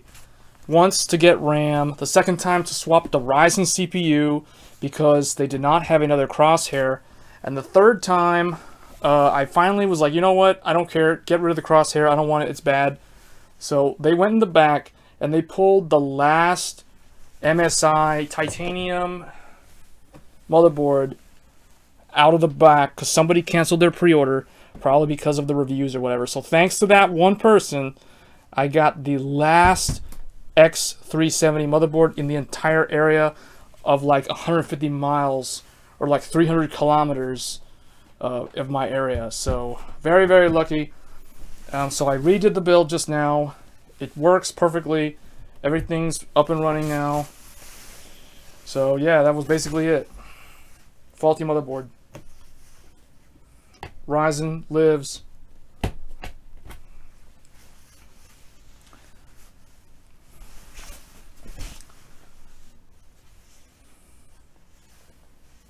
Oh, one thing I will do, I'll probably test these again. This is the original RAM that I suspected was faulty. The Patriot Viper 2666 32 gigs, and it's only 2x16, whereas the Corsair one is, if you look, the Corsair one is, oh, it's 3000 megahertz. 2x8, so it's 16 gigs at 1.35 volts versus 32 gigs at 1.2 volts. So I actually prefer the Viper. So if I can get the Vipers to boot in the MSI board, I'm going to return these and get rid of this to get my money back. I only bought the Corsair ones for troubleshooting purposes. So I'm going to return them if I can get my Viper ones to work. But yeah, Asus was the culprit. I suspected it was the motherboard because, honestly, I was hoping that it would be the CPU, just because I knew that the store had a lot of these in stock, but they had, like, no motherboards. So I was hoping that'd be the CPU, but in the back of my mind, I was thinking, the CPU, like, never dies. Like, this thing does not get RMA'd. Like, you don't swap this. So, we don't know. Maybe my original Ryzen CPU was a golden chip. It maybe would have been able to hit like 4.5 gigahertz. Who knows? Or maybe it was not the destined one, and maybe the second one here is the destined one. Or the chosen one, rather. To bring balance to the Force. Ryzen has come to bring balance to the Force. The Force against Intel.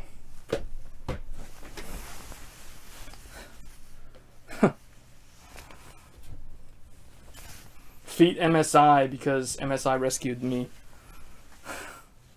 No thanks to Asus of the Republic of Gamers. You guys failed.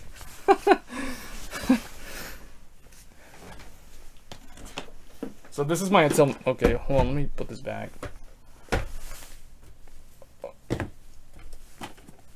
Can you see all of that?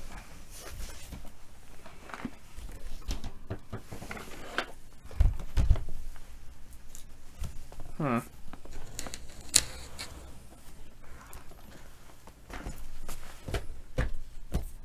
8350. Oh, it's a metal tin. What is in here? Oh wow, I never actually tore the sticker. Oh, the stock cooler is in here. You can see. I never opened it all these years. It's been in there since 2012.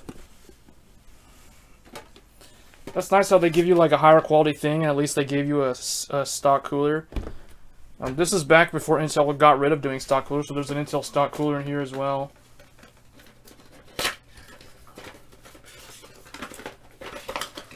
Now I feel like I'm doing like show and tell. You see, like there's the, that's like all like dried up probably. It's never been used. This has been in here since 2013.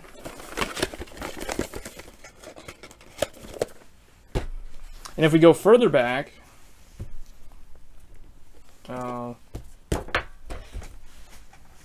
got one of these.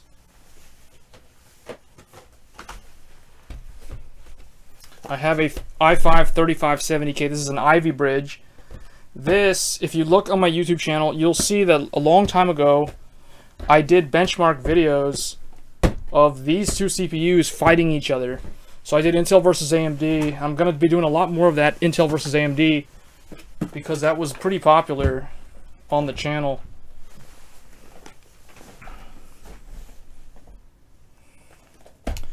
So yeah, so if we go back further, I have the Phenom, the 965, the Black Edition, this one, that's a 6-core. Obviously that was replaced by the A350, and then the i5 was my first Intel CPU. And then the Haswell i7 was the one I upgraded to after that, because I want to go i7 for live streaming. And then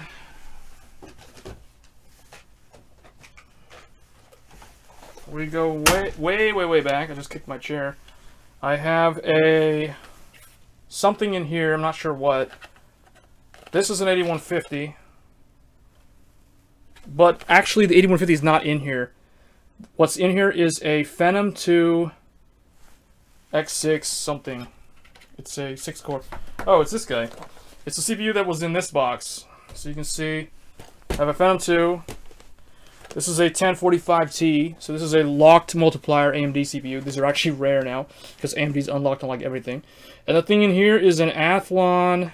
Oh wow, this is an Athlon AMD Athlon 64, 3200 plus 2001. This is my first. Well, this that you see here is the first CPU that I used when I first built my very first gaming PC to play World of Warcraft in 2006 and Guild Wars 1. Not this, but that socket 939. That is a socket 939. This is the oldest CPU on stream on this channel. And then I upgraded that to a Athlon X2, a Regger 3 gigahertz. This then upgraded to this. This then upgraded to this.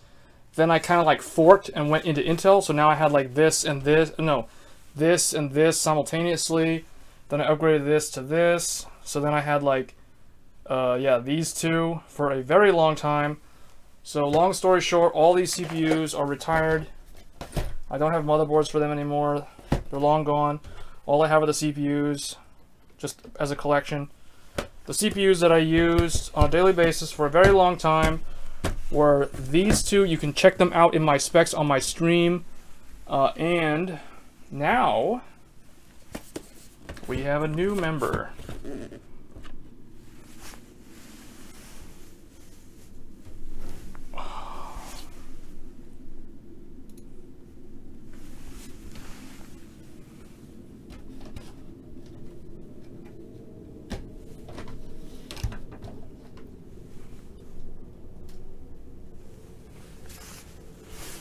So anybody got any other questions before we close the stream off?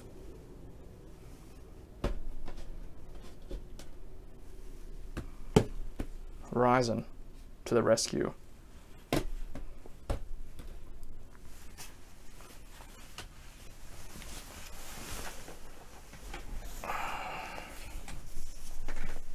We got quite a few viewers actually, but people being quiet.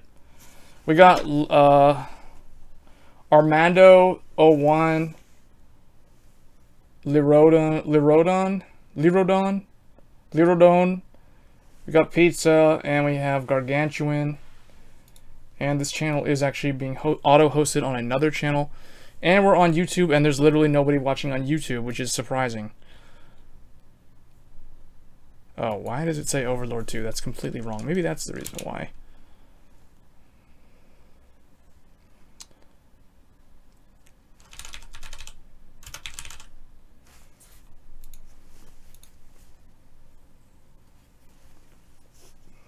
Okay. No big questions. Well, I'm just glad that I got it fixed because I was really disappointed when I realized that the motherboard was defective.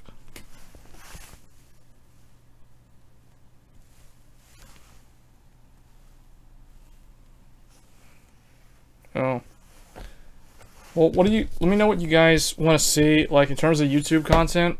Because I want to build my YouTube channel. Kind of like a lot of the tech tubers out there. So I need some unique ideas. For Twitch, I will be doing mostly gaming stuff in the JRPG realm, which I've already been doing. So Pizza knows what's up in that regard. But yeah, Ryzen, I'm going to be doing overclocking. Multitask comparison, we're going to be running XSplit or OBS plus a game plus like Discord and Curse and Skype and like all the other random stuff open in the background, and Chrome and Mozilla, Firefox, maybe a media player or something, I don't know, a music player, whatever. You know, like who's faster when you have like a bunch of stuff, when you're using like 6 gigs of RAM of your system memory? Who's faster then, Intel or AMD? And it's basically like comparing a 7700K to a 1800X. Basically, how do you justify, I mean, right now I kind of see the 1800X as more of like a enthusiast class, a prosumer type of CPU, kind of like how the Titan X is a prosumer GPU. Like no normal person's gonna buy the Titan X. No normal person's gonna buy the 6900K. And probably after this month, I feel like no normal person is probably gonna buy the 1800X. I think really the 1700 and the 1700X are far more compelling value for money options.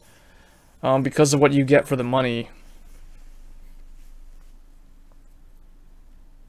But me, the reason why I went 1800X is, first of all, I've been waiting a very, very long time for AMD to come back to the competitive CPU market, and I knew all along that someday they will come back, because if they don't do that, like if they literally stay where they were with the bulldozer line for forever, then they'll eventually go out of business, because unless they can reinvent themselves like Samsung did years ago, they'll pretty much fade away into obscurity. So they really needed to come back, and I feel like Ryzen really was their ticket back into the market for people to actually pay attention to them.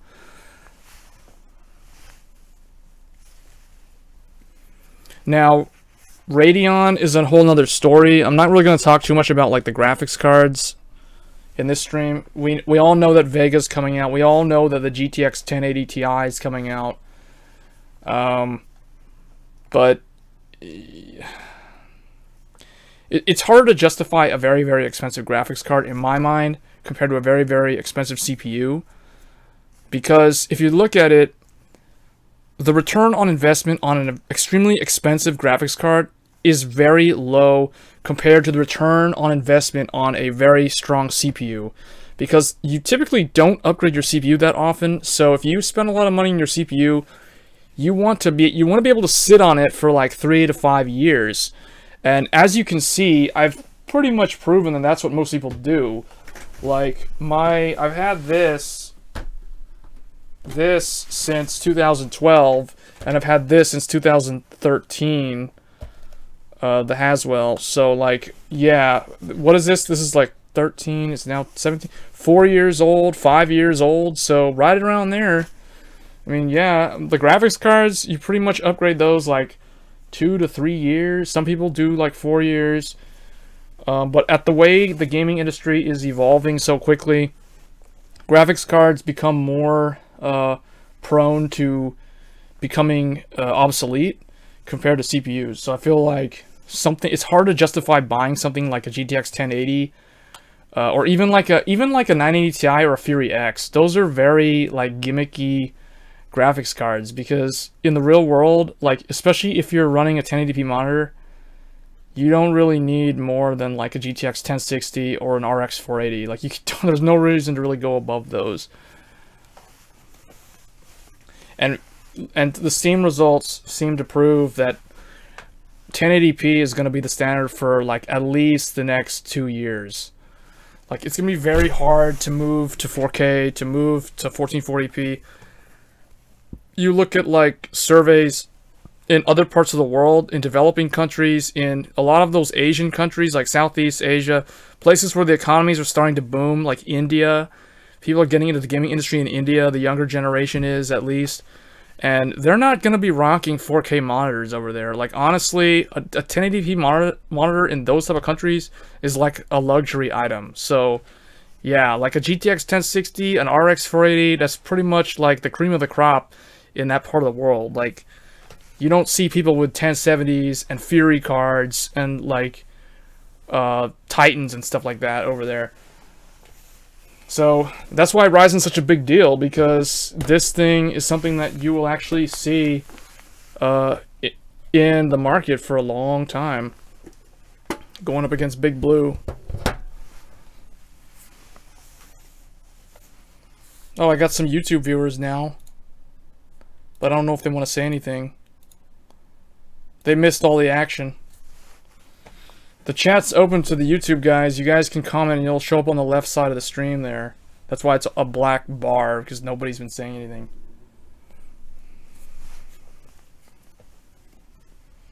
But yeah, so shout out to AMD, obviously Ryzen, so that's why their logo is there. Corsair for the Vengeance memory, so that I was not going crazy thinking that I had faulty RAM. And Noctua for the NHD14, and we cannot forget the AM4 mounting kit. Without this, I would not even be able to use my cooler. Trying to figure out what to ask. Oh. Yeah, you can ask about anything, and people in the chat, on the Twitch chat, will be able to answer. about like the PC building community and all that stuff. Trying to think what I was gonna say, like.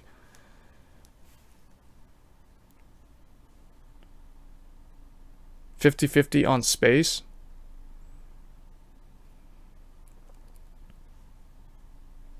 Oh, and to our last logo there, so Noctua for the cooler and the mounting kit, and MSI, of course, and I cannot forget the random guy that canceled their pre-order at Micro Center to allow me to pick up the very last X370 Gaming Titanium to replace my faulty, dead on arrival Asus Crosshair 6. Not trying to knock on Asus because I know it can happen to anyone who manufactures hardware. But, you know, they kind of like left me hanging there, so I had to do something about it. So MSI to the rescue. So thanks to MSI for not building a faulty motherboard and the random guy who canceled his pre-order. Not a lot of gaming, so I'm on the go a lot with shoots and stuff. Oh, see, definitely, then right there, that's a use case scenario where the Ryzen CPU would be a lot better.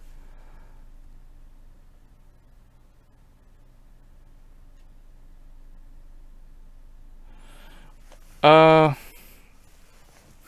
thing about the beefy laptops is, like, you know, like those gaming laptops, I don't like those because they're big and bulky, and they generate a lot of heat. They're heavy to carry around. Although if you're gonna be using like a small, like a mini ITX or a micro ATX build, then that argument is kind of mute. But I'll show you what I'm using. So for laptops and production, like for actual like on-the-go work, I'm still rocking one of these. Show you here. Get all these CPUs out of the way.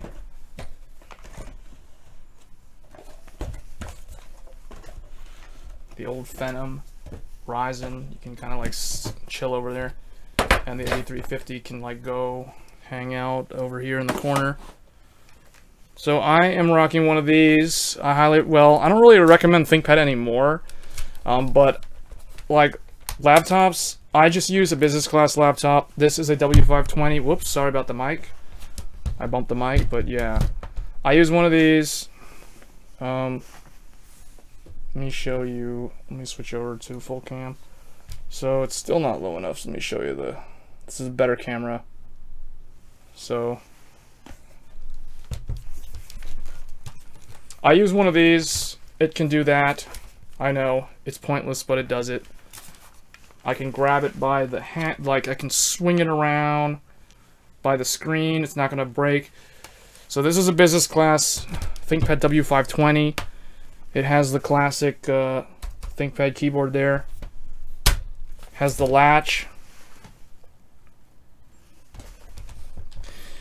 Yeah, if you're gonna do well, Overdose isn't really gonna do a whole lot of gaming. Overdose is gonna be doing a lot more of like actual work. So if you go to the laptop, I would get something like this.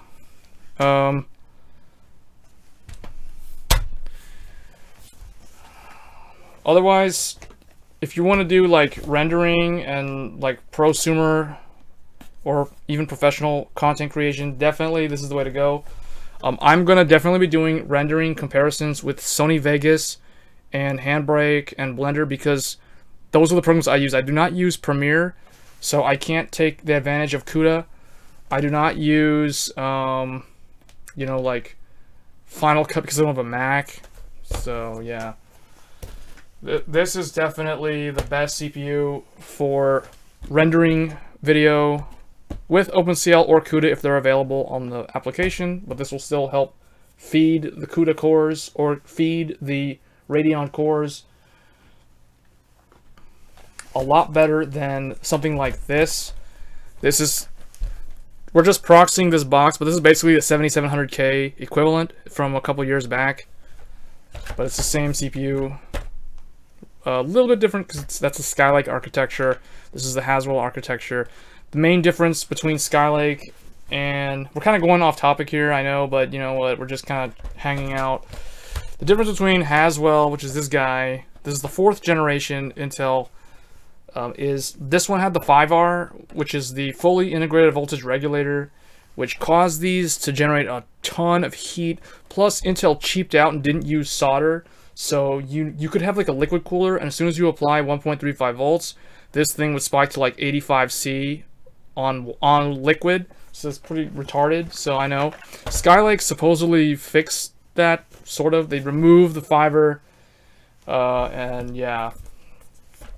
But pretty much Ryzen is going to go head to head with Kaby Lake right now, and the Remnant Skylake, and Broadwell E, of course, which I think at this point Broadwell E is pretty much dead. There's no reason to buy it anymore. But Kaby Lake is still pretty good for the money, I would say.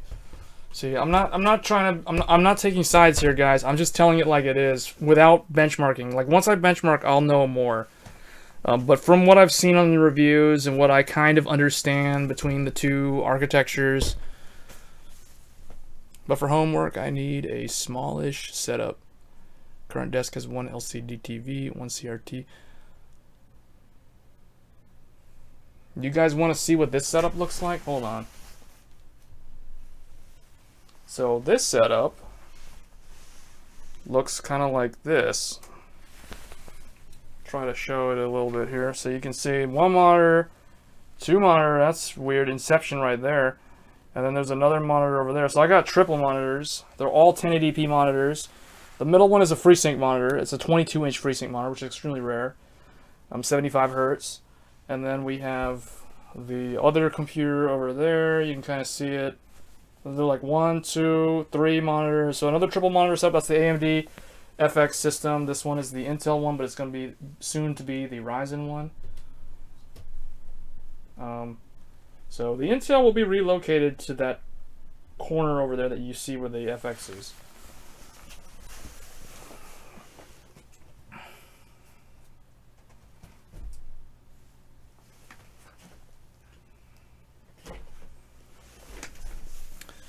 As well as like 4 deck boxes. Oh yeah, cool. Yeah. The Vanguard stuff's like right over there. A lot of it's actually over there.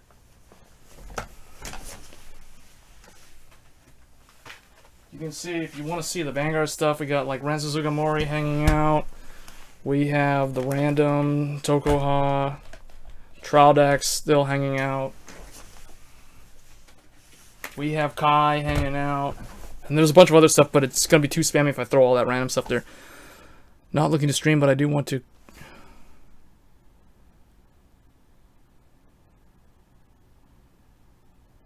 Huh. Well, that's cool.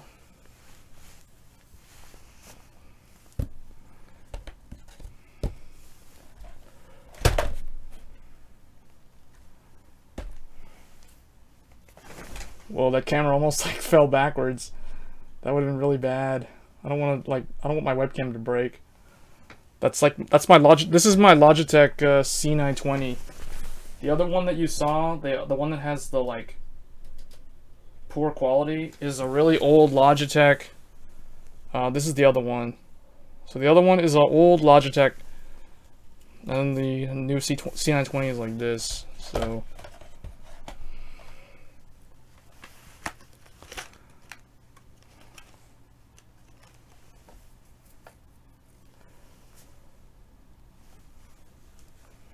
notebooks already wasted money when you... Yeah. If you're going gaming, you definitely are going to be going PC. But either solution is good. I'm not going to say Ryzen's better than Intel. I'm not going to say Intel's better than Ryzen. It just depends on the person. If you're someone who all you're going to do is play games, then something like this will be sufficient. But I do not think that it'll be as future-proof as this. Even though Broadwell E is kind of pointless now because of Ryzen displacing it, Broadwell E is going to be a lot more relevant like 4 years from now than, say, Kaby Lake quad-core i7. Because the cores, the quad-channel memory, the extra PCIe lanes for productivity and multi-GPU, all those things are going to come into play. Same deal with Ryzen. Ryzen has more I mean, it doesn't have more PCIe. Well, actually, yeah, it does. It has more PCIe 3.0 than Skylake and Kaby Lake. It has less than Broadwell E and Haswell E, but it has a lot more like PCIe 2.0 lanes, which is the same story with FX 8350. That one also had more, a ridiculous amount of PCIe 2.0 lanes. Yeah, I mean, it's got single core performance. It's becoming less relevant. Also, when you think about what people actually, how people actually use their computers, they're not like just playing a game and that's all they do. Like, they actually do more with their computers.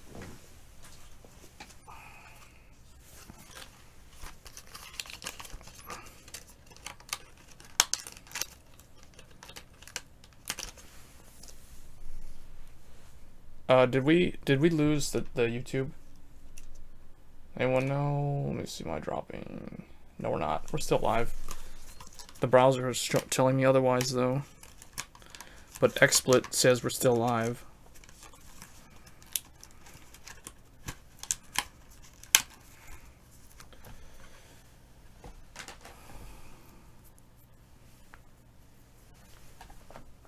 Yeah, that's true. Everything you're saying is correct. Like,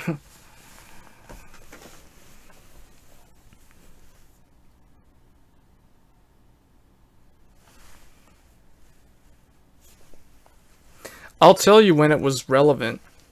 Single core performance. The reason why I got this CPU was for single core performance. But I think we're in an era now, so that's actually the reason why I got the i5. So I got the i5 to upgrade from this. So I had a 965 Phenom to 6-core. So what looked like a downgrade, because I went from 6 cores. So I went from like 6 cores down to 4 cores. But I used to play Guild Wars 2. Guild Wars 2 is notorious. It is the benchmark game if you want to see a single core, and it's an MMO. So again, that's a very good test for a CPU. And yeah, the Phenom pretty much ran Guild Wars 2. Not very good to put it nicely. Like, I would see average FPS of like 45 in the city, anywhere up to like 55. And then in like PvP, World vs. World, it would drop to like 15 FPS. It was pretty bad. I tried overclocking this thing as far as I could. I got up to 4 gigahertz. Still didn't make a difference. So you know what? I started researching about like single thread performance. Lo and behold, what do I find? Everybody's telling me get one of these. It just came out, and this was in 2012 because that's when Guild Wars 2 came out, and that's when this was new because it was Ivy Bridge. Ivy Bridge was 2012. So I got one of these, and I was amazed. I will say, like, yeah, this CPU blew me away. I was like, what happened? The same graphics card is now able to push like 75 FPS or more when I was getting like 30 FPS difference going from this to this. So fast forward a few months later, October or November of that year, I decide to get one of these because I was like, you know what? I want a second computer, and the Phenom is kind of old, and I want an AMD computer again just to compare to Intel. So I got this guy. This guy could run Guild Wars above 60 FPS, but it would dip into like 51, 47, somewhere around there. And then like in the Battlegrounds, it would drop to like 30 FPS as the minimums, whereas this one's minimums were more like 45 FPS. So roughly the single core performance of the i5 translated into like anywhere from 10 to 15 FPS difference when compared to the 8350, and this was both at stock settings. When I started overclocking them, this tried to close the gap a little bit, but it just was very multi-core dependent. So this one still kind of ran away with it. So yeah, that was around 2012, like about 5 years ago. That was when single core performance, per thread performance was king. And today it's still relevant.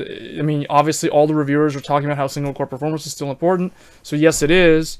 but it's no longer the be all end all. It's not like you're seeing those huge gains, like this massive gap in performance between an Intel CPU, a low Intel Core CPU, and a high AMD Core CPU. So it's like, I feel like now with Ryzen, AMD kind of came back, and they're kind of more like on par, so to speak. Let's put it like this.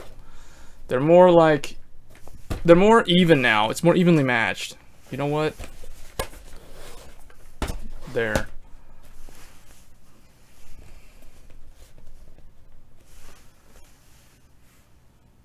Yeah, it's definitely become more, they've closed the gap. I don't know if anybody watched Dragon Ball Z, but you know what? When I think of Ryzen, I think of Goku in, like, Saiyan Saga. Like, literally, Broadwell and Kaby Lake are basically like Vegeta and Nappa in the Saiyan Saga, and then Ryzen is Goku.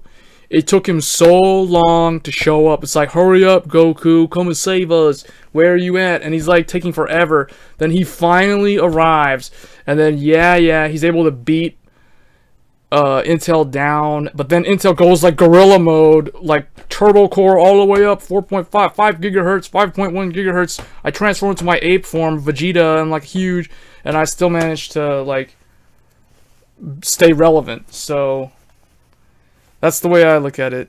It's kind of a weird comparison, I know, but that's just kind of like the way I think of it. I think of Ryzen as Goku. I don't know why. And the fact that it's got the whole like orange color theme, that just makes it even worse. It just turns it into Goku.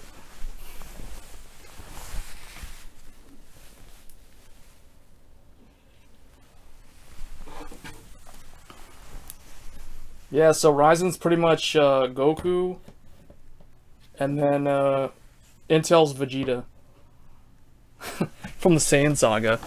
It's like he's like his Kaioken attack, his extended frequency range is even stronger than me, but then it's like he transforms anyway and goes like Broadwell 10 core on him.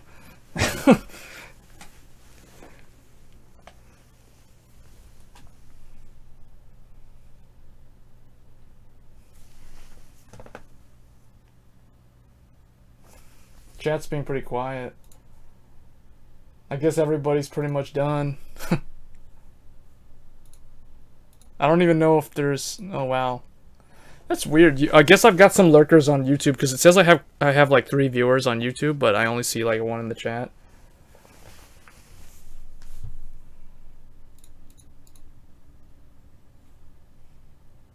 And I've got like 3 lurkers on Twitch also.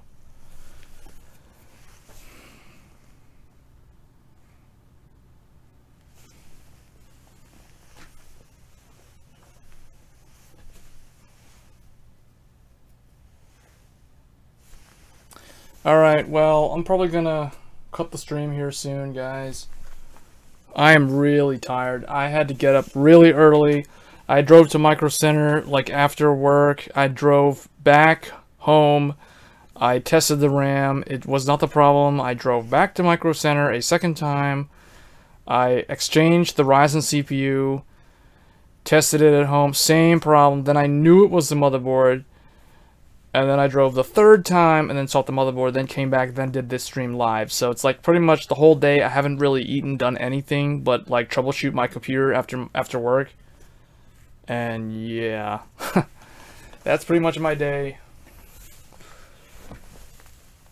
Oh well, at least I got my Ryzen build. It's like a day late, but at least it's done. So...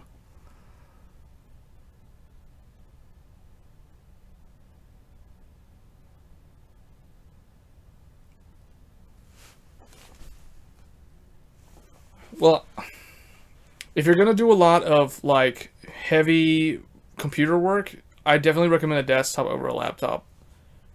There's just like there's so many reasons why.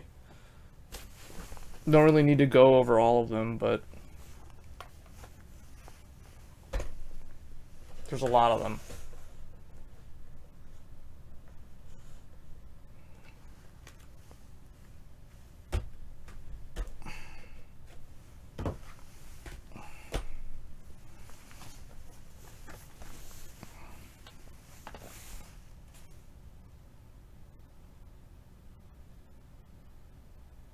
You know, that's weird.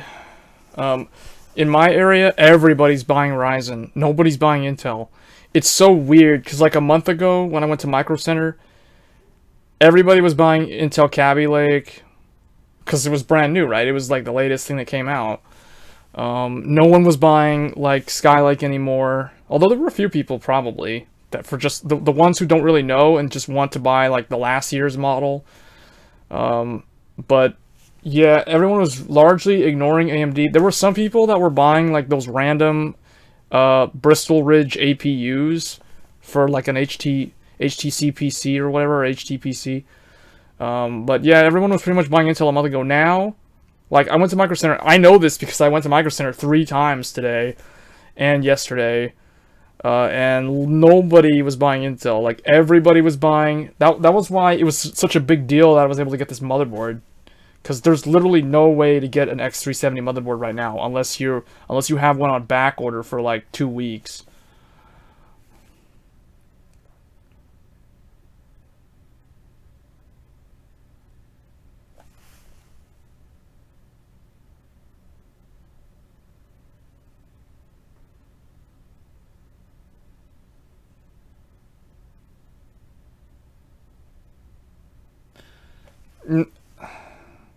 Well, I don't think it's accurate.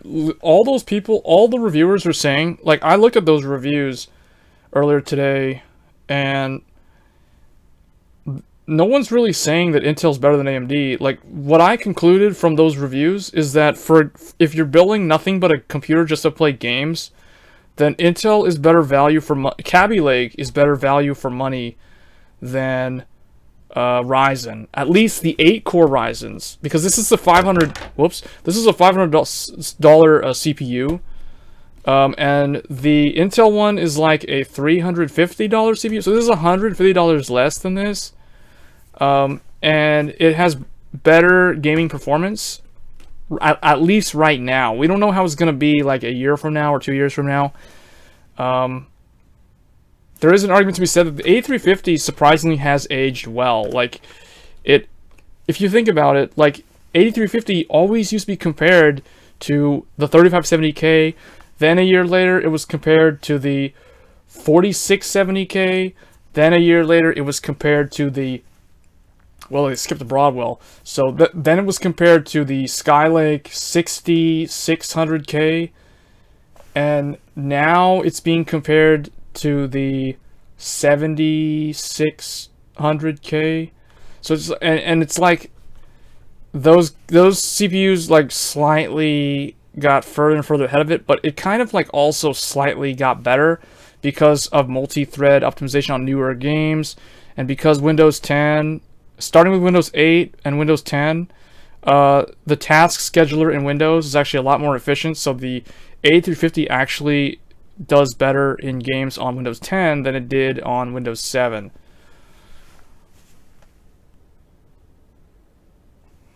Well, okay, the Micro Center. Yeah, Micro Center. Yeah. Well, there's more than. Yeah. City of Industry. Yeah. Micro Center, Fry's. That's where it's at. If you're in California. Yeah, that's true. But, you know, like, there's Micro Centers on the East Coast, too. But what I would tell you, Pizza, like, the truth is, right now, Intel has the halo effect. Intel has the mind share.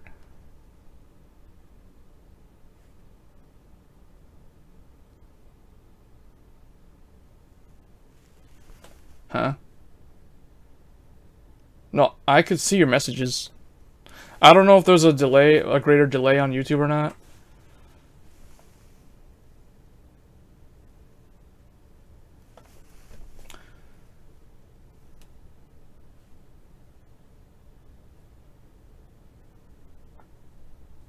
What I was saying, though, is Intel has the halo effect right now. They're a huge company. They have so much more revenue than AMD. So the fact that they have so much more money than AMD also has a psychological effect on the consumers. Like, Intel can spend so much more on marketing. Intel can spend so much more on, like, the box art, for instance. Look at how this has, like, an interesting looking design, I guess. Whereas AMD's stuff is a lot more... Well, AMD's stuff is not bad, but it looks more, you know, like... I don't know, I kind of like AMD's style. I like the Ryzen logo. I think it's cool. It's simple, but it's memorable. But Intel just, like... I wish I could show you what it was like 10 or 11 years ago. 11 years ago... Because I'm thinking back when I built my old Athlon... My old Athlon single-core socket 939 AMD 64 CPU for World of Warcraft, Vanilla WoW, back in the day. Back then, everybody was running AMD 64 as a gaming PC. Everybody proudly wore their AMD 64 logos. I'll put one up here. Hold on. Let me find it.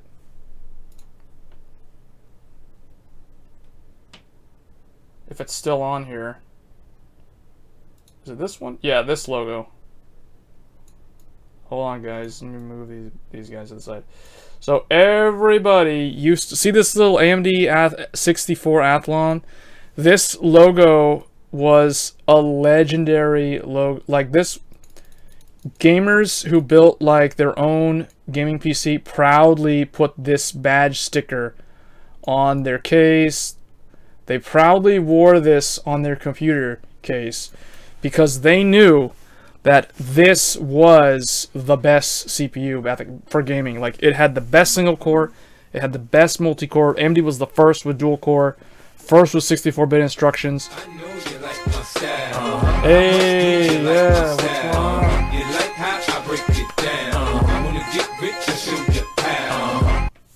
New follower alert. Thanks for the follow.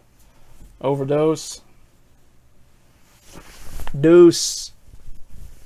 But yeah, like, back then, I wish I could show you what it was like 10, 11, 12 years ago, because if you want to do the research, you'll see what I'm talking about. Because if you look at GameSpot, GameSpot.com, if you look at their review PCs that they use to review World of Warcraft on launch day, and to review games like Guild Wars 1 and Half-Life 2, and all those games, all their test systems were Athlon 64 based. Like, all of them. They had like 4 AMD 64 computers that they would use for game testing, and they had like 1 Intel Pentium 4. And the Pentium 4 was always just kind of thrown in there to represent Intel.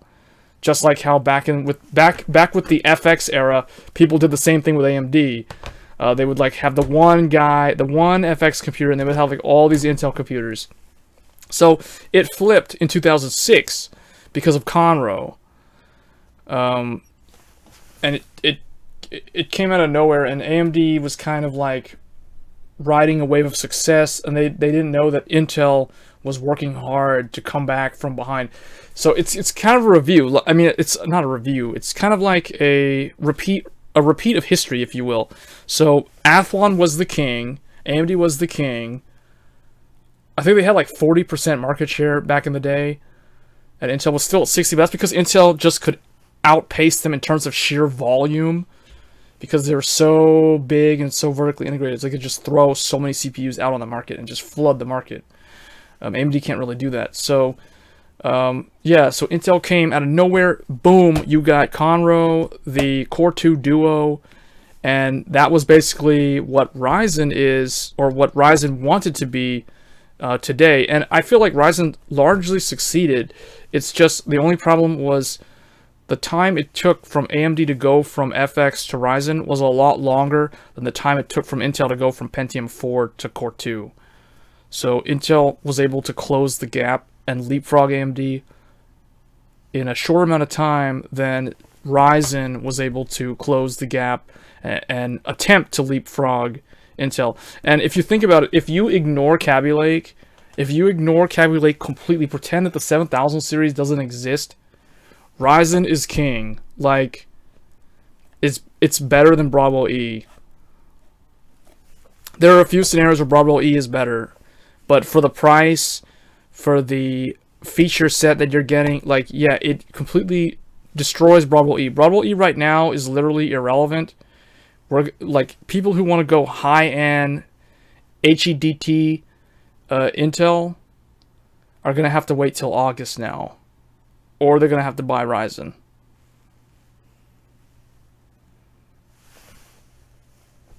Dual system gaming streaming setup I have to do.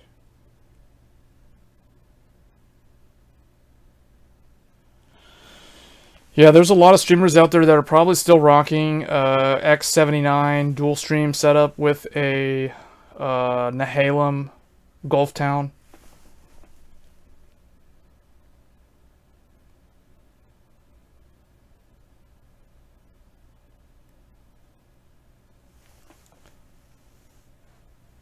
So I would suggest this.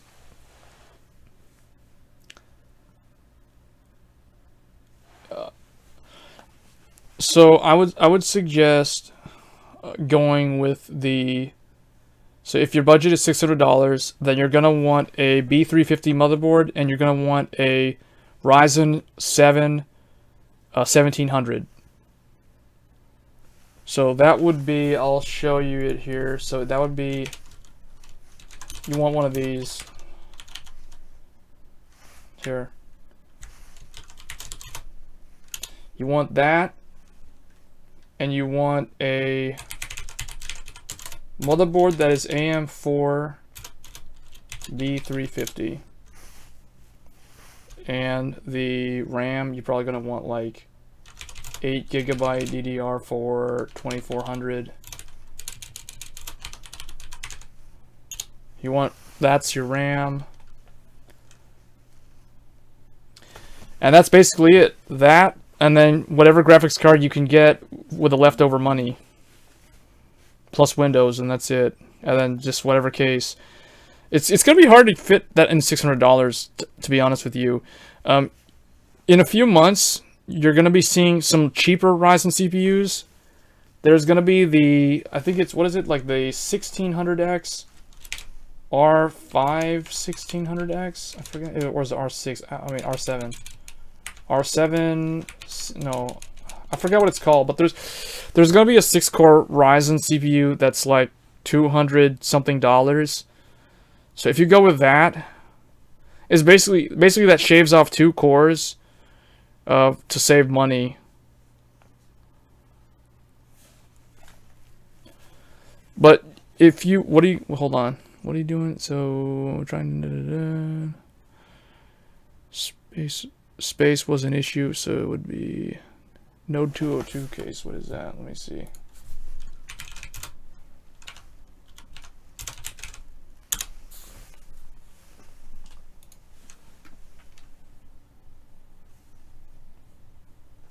Now, that's actually not a bad case. I think, is that like a small form factor? Oh, maybe you'll need like a, I forgot what the well, I forgot what the other chipset was, the small one. To make the build, I can my LED and use it.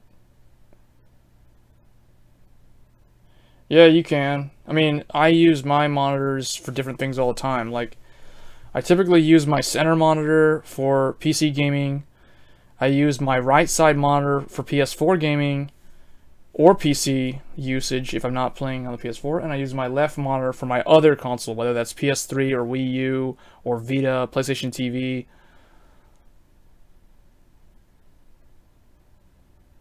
Monitor that is roughly the size of, so you want one of these. You want a, I'll tell you, you want 22-inch 1080p monitor. That's, I'm using 3 22-inch monitors, and they're all 1080p. The middle one is a FreeSync 75 Hz. The other two are like standard 60 Hz monitors. But I don't game on those monitors, so it's like, why do I need a high refresh monitor? Well, that's not true. I console game on those. So again, why do I need I don't need a refresh monitor, a high refresh monitor. And it depends on the person. Like, I don't do a lot of like first-person shooters. You'll probably never see me stream a game like Overwatch. So I don't really care too much about the 144 hertz. For me, I'll probably upgrade to 1440p or 4K at some point. But right now, I'm more concerned about upgrading my platform, so Ryzen's where it's at.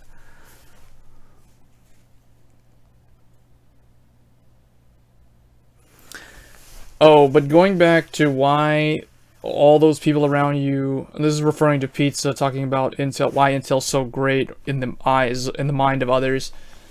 That's because, well, those people have probably had a really good experience when they upgraded to Intel, and I can actually agree. Like, when I went from the old Phenom, not this guy, when I went from this to Intel, I was amazed at the difference. So I can certainly see where the argument is that single core performance is good in games.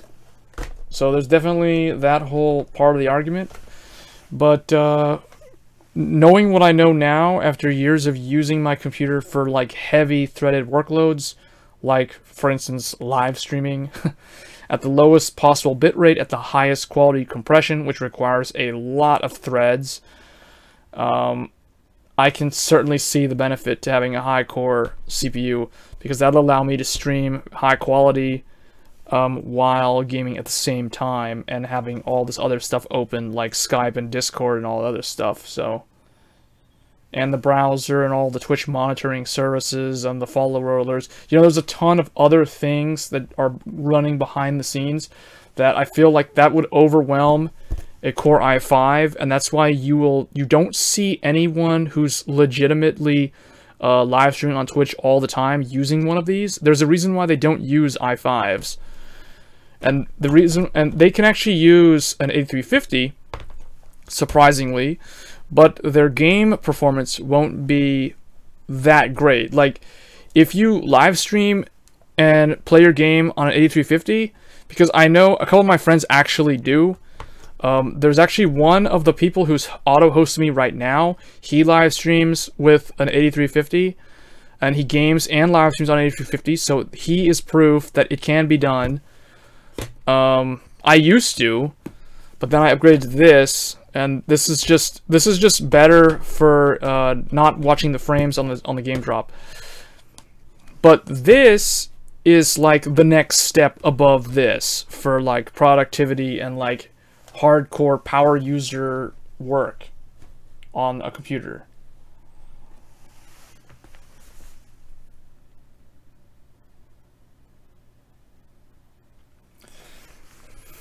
Yeah, anything, get a monitor that advertises this. Oh no, a 2ms GTG. 2ms G to G, GTG means 2 milliseconds gray to gray. So what that is saying, if a monitor states that as one of its specifications, it means that the time it takes for the monitor to change the color, the different shades of gray, basically to transition the dynamic range of color, only takes 2 milliseconds. So basically all it's, to sum it up in simple English, is it's a very responsive monitor. There's no ghosting. You can play games without having to worry about like any sort of weird like color banding and ghosting effects on a LCD monitor. So get something that's 2 millisecond gray to gray. Otherwise, if those seem to be too pricey, they shouldn't be that pricey if you're going for 22 inch. I know one of my monitors is 2ms G to G, including my FreeSync monitor, which is actually 1 millisecond G to G. But you can get a 5 millisecond. Just make sure it's a TN panel, which is twisted pneumatic. Am I spelling that right? Pneumatic. I don't know if I'm spelling that right. Maybe it's pneumatic. Hold on.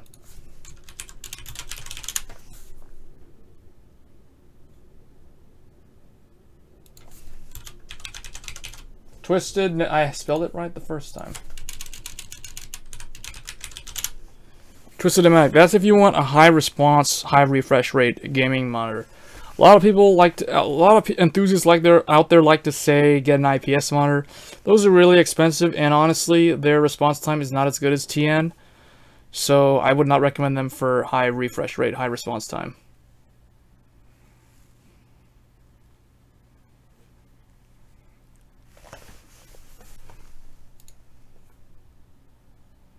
But I think if you can wait, although I don't like to tell people to wait because I feel like they should just, if they need something, they need to work on getting it and don't just keep putting it off. But if you can wait till the summer, I would say wait till the summer to buy a monitor, because I'll let you in on a little secret.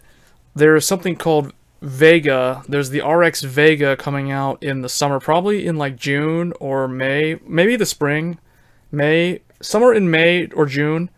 Vega's gonna launch, and with it, there's gonna be a lot of FreeSync dynamic, or not. There's gonna be a lot of HDR monitors, whether they're FreeSync or non-FreeSync. There's gonna be HDR, which stands for High Dynamic Range. Those monitors have extremely good color. So unless you're colorblind, then I guess it wouldn't really benefit you that much. But yeah, if you can wait till the summer, the high dynamic range monitors will pretty much seal the deal.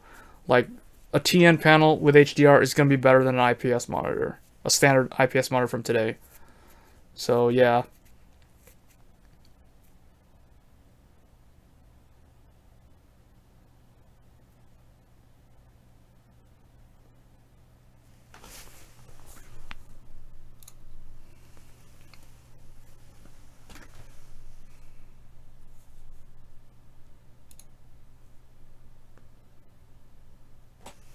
Wow, we do have a decent crowd watching.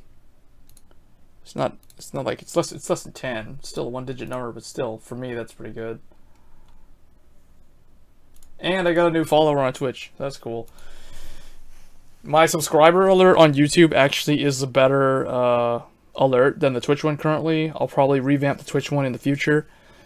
But that one says sub, and the other one says follower, so I had to prioritize it accordingly.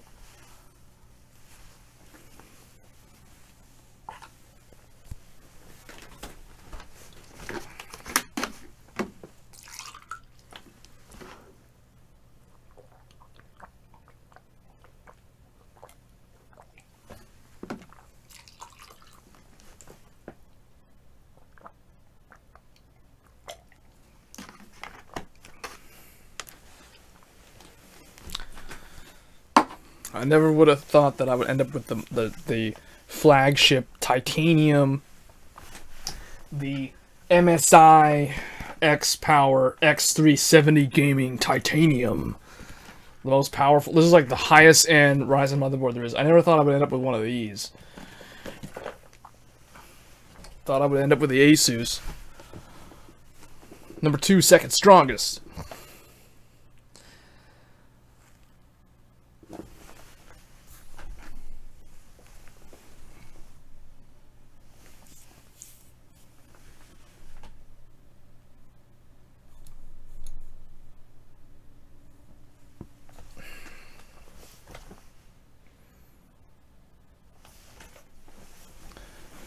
But yeah, if you want to build a gaming PC, if you don't have the money to build one now, or if you can afford to wait and save up more money to get up to like the $800, $900, or maybe $1,000 range for your total budget, I feel like you could build a really good computer in the summer that uses either a Ryzen 6-core or 8-core, like this one, but maybe not this one, maybe the 1700K, or I mean 1700X, or this, I don't know, it's up to you. If you really want to go all out flagship like me, like go all pro with the 1800X, like the super high-end one, this one, then you can definitely do that. You do get the bragging rights about saying that you got like the fastest AMD CPU on the market, which pretty much demolishes all the Intel CPUs up until the 7000 series. See, so like this goes back to, I never finished what I was saying before in regards to what Pizza was talking about people saying Intel is better. Like all the reviewers saying Intel's better. The reviewers aren't really saying Intel's better. It wasn't really like what they're saying. The way I interpret their message is Ryzen is good, but did it completely come in and like destroy? Did Ryzen come in like Goku and completely abolish, destroy Vegeta with his Kamehameha Ryzen wave? Did he come in and like just completely crush him? No, he didn't. Vegeta managed to survive. He managed to live. Intel managed to survive. They managed to live. So what I get from the reviewers is Ryzen's good. If you want it, definitely pick it up. It's worth it. It's really good CPU. Excellent longevity. This computer, I mean, this CPU is going to be relevant for a long time.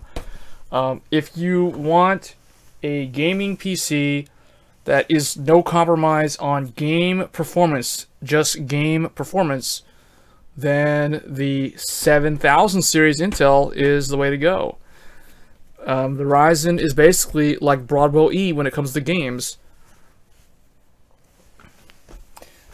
So if you pretend that the 7000 series did not launch in January, meaning Kaby Lake doesn't exist, if it was only Skylake and Bravo E, the reviews for the Ryzen would be like through the roof. Like they would be pretty much like, go out and buy it right now. There's no reason to deny any. There's no questions asked. Just go and get it.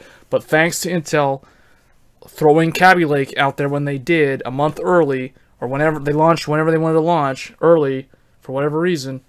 Maybe it was because they felt like Ryzen was coming out, so they needed to throw something out there to try to stem the tide. And it worked. I mean, Kaby Lake is way ahead of what AMD was targeting. If you remember, Zen was designed to come back and leapfrog AMD 2 generations ahead of where they were. So that roughly puts them at Broadwell to Skylake, somewhere right there, and they hit their target. Like, that's basically how it performs. Kaby Lake would be like it would be like 3 leapfrogs or 4 leapfrogs ahead. So Ryzen needed to go like a little bit further, but I mean, come on, seriously, we can't wait for Ryzen a whole another year for them to make it even better than it is. So they had to get something out there, and what they got out there is excellent. I mean, if it wasn't excellent, I would not have bought it. So if you look at Newegg, at least in the US, I don't know how it is in Germany, but in the US, Ryzen is selling so fast. Amazon.com, you can't get an X370 motherboard. Newegg.com, you cannot get an X370 motherboard. Micro Center, you can't get one. Yeah, it's like gone. It's sold out. Every time I went to Micro Center today, there was at least 3 people in line waiting on a sales associate to bring them their Ryzen CPU and their X370 or their B350. Well, I guess it was a B350 because there was no X370. Like, their motherboard and their CPU. So, yeah, it's selling. So, I don't know, maybe it's just in your area, but it's selling.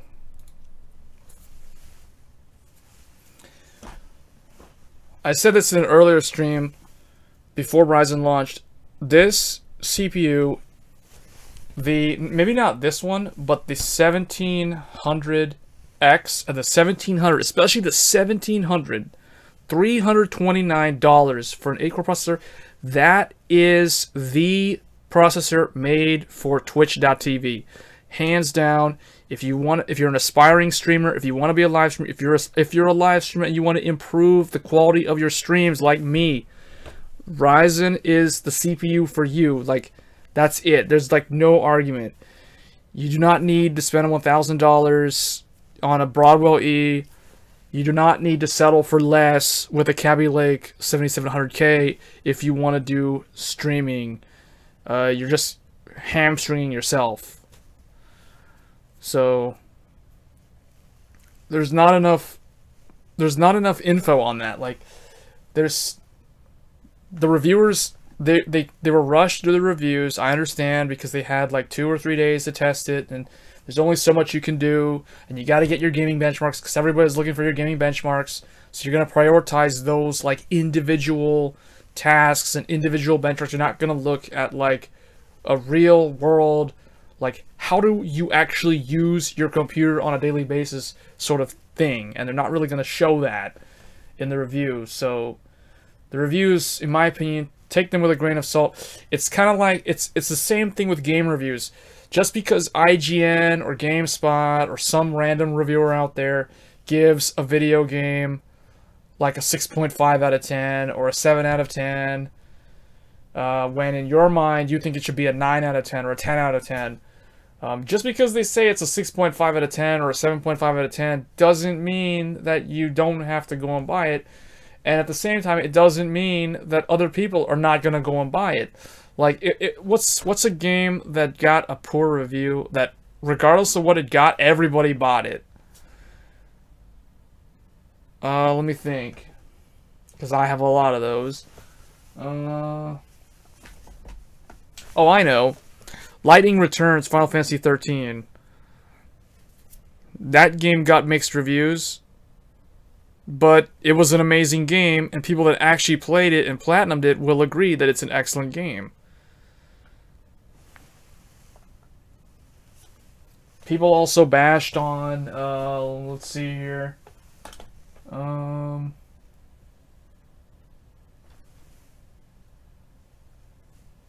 Last Guardian. Reviewers bashed, yeah, No Man's Sky, The Last Guardian. I'm trying to think of another one.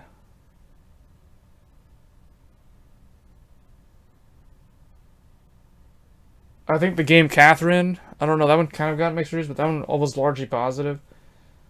Xenoblade Chronicles X. Those type of games, like, they got all mixed reviews, but a lot of people bought them.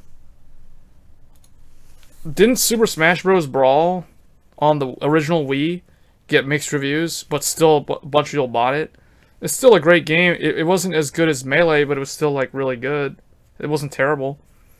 Tekken Tag Tournament 2 actually is really good. Well, you know what I mean. Like, if IGN gives a game a 6.5 out of 10, and everybody, like, dislikes the video, it's got, like, 60% dislike and 40% like, and people still buy the game. So it's like, Ryzen's the same way. Like, people are out there saying that it should be, like, a 9 out of 10, and reviewers were giving it, like, a 7.5 out of 10 or an 8 out of 10. And it's flying off the shelves where I'm at, so obviously the whole picture is not really stated in the review. Yeah, better, yeah. Super Smash Bros. Wii U. Baby Brawl. Yeah, that's true. From what I played, to be honest, Melee was the game that I played a ton of. I didn't play a whole lot. I completely skipped the Wii. I never got a Wii, so I never played any of those. But, like, Brawl on the Wii U, I have a Wii U. I still need to finish live streaming Xenoblade Chronicles X. But yeah, I know what you mean. Man, we're picking up viewers on Twitch, and that's weird, because the build is over. So people expecting me to be building a computer, you missed all the action. That happened probably, like, 90 minutes ago. I've been sitting around and comparing Goku and Vegeta to Intel and AMD.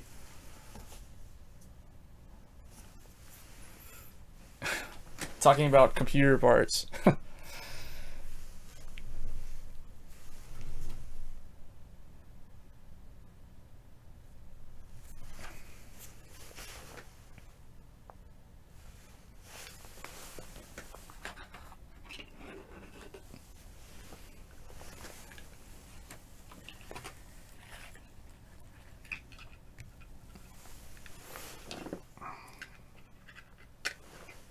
A lot of people, Baby Brawl.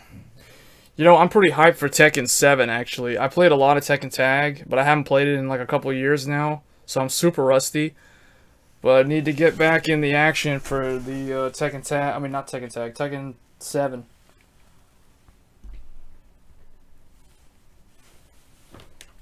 Yugi versus Goku. Basically, we got like 3 different CPU architecture comparisons that we're going to be doing. We're going to be doing the Intel, AMD FX. I guess Yami Yugi is AMD FX because of his 2-tiered or 3-tiered hair, and then Goku's Ryzen.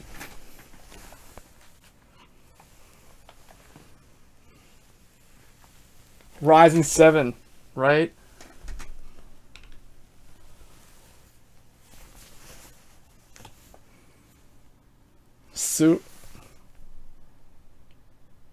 Huh? Oh, nothing looks for it. Feels bad, man. Huh? Oh, wait, what? Oh, because I just said you missed the whole build?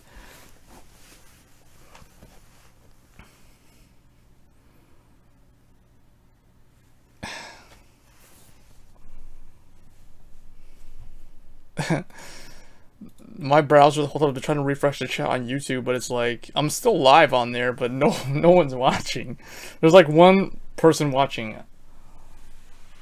Melee, Smash 4, Street Fighter 5. I don't think any of those games got bad reviews though. Open the box, Ryzen.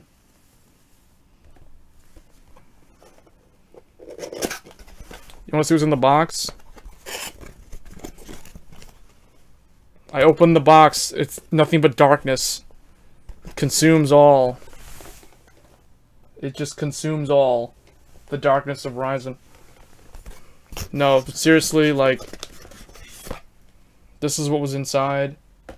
You get your case badge. You get an instruction manual on how to install CPU. It's very much like their standard, like the ones for the FX series.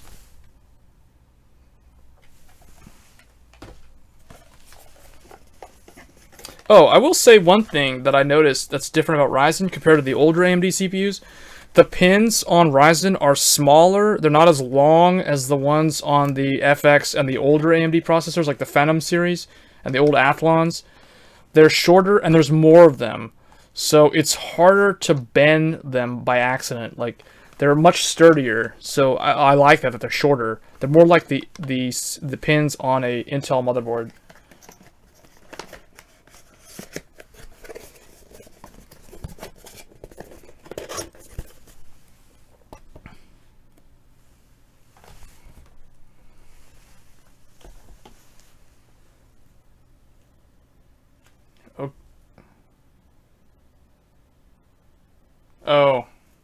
Oh yeah, I keep forgetting there's like a delay on the stream. That's a good question. I'm so glad someone actually mentioned Soul Calibur, because I was under the impression that Bandai Namco completely forgot about Soul Calibur and never gonna make it again.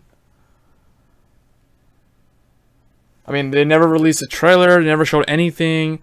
The last Soul Calibur game was the Soul Calibur Legends, whatever, which was kind of like the equivalent of Tekken Revolution.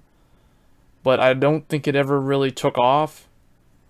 Before that, the actual game was like Soul Calibur 5, and that was like 2012. That was January 2012. Dude, Soul Calibur 5 is so old. It's older than this. It's older. Wait, no, it's older than the Ivy Bridge Core i5 sitting on the table here. The only thing older than Soul Calibur 5 on this table is the Phantom and the Athlon. And those things are like 2010 CPUs. 2009, 2010. That's really old. You know, I quit Soul Calibur because of Soul Calibur 5. I hated Soul Calibur 5. I didn't hate the combat system. I actually loved the combat system in Soul Calibur 5. I thought it was a big improvement over Soul Calibur 4. I just hated that they killed off the cast. What did they do to the characters? Why did they have to ruin the cast? They ruined Soul Calibur's story, so like everybody kind of hated it. So I guess that's why it's dead. It's because of the whole create a soul, like you create your own character in Soul Calibur 3, and then they ported that over to Soul Calibur 4, and it was never as good as it was in Soul Calibur 3. Soul Calibur 2 is still my favorite Soul Calibur. In terms of competitive action, Soul Calibur 2 hands down is my favorite. In terms of like customization and build a character type of thing and fool around, Soul Calibur 3 is the best. And then for graphics, Soul Calibur 4 is the best. Because it still had all the old characters. And Soul Calibur 5 was just probably a better battle system than 4. But it was like they turned everything into DLC, and that just kind of killed it.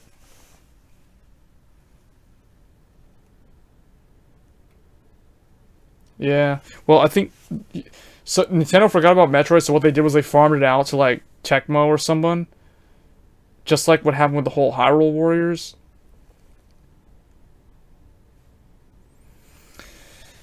I would stream more Nintendo games, but I'm always afraid that Nintendo is going to try to like hit me with a takedown notice. Because I was going to stream like Yoshi's Woolly World and I'll do a playthrough on that. And then I was going to do, well, I'm still going to do Xenoblade Chronicles. The last major Nintendo game that I live streamed was Fatal Frame 5, like Halloween from like 2015 or something. That was like a while back.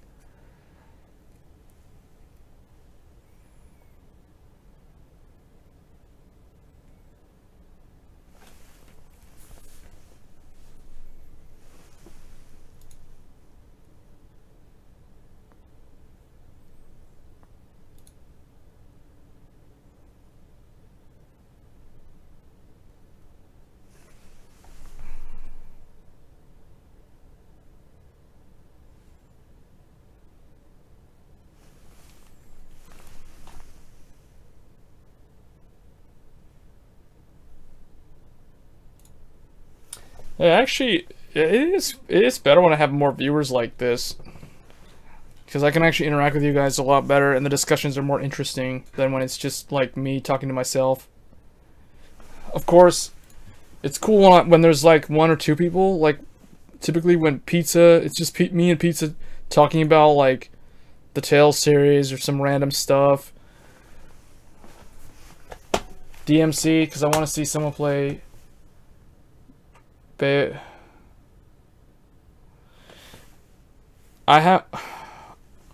like I like Devil May Cry.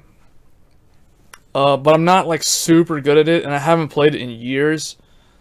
The last Devil May Cry game I played was Devil May Cry 4 on the PS3. I never played the DMC remake, the one that was farmed out to that UK studio. I played the demo of it, but I never actually got the game. But I played Devil May Cry 4, Nero and Dante.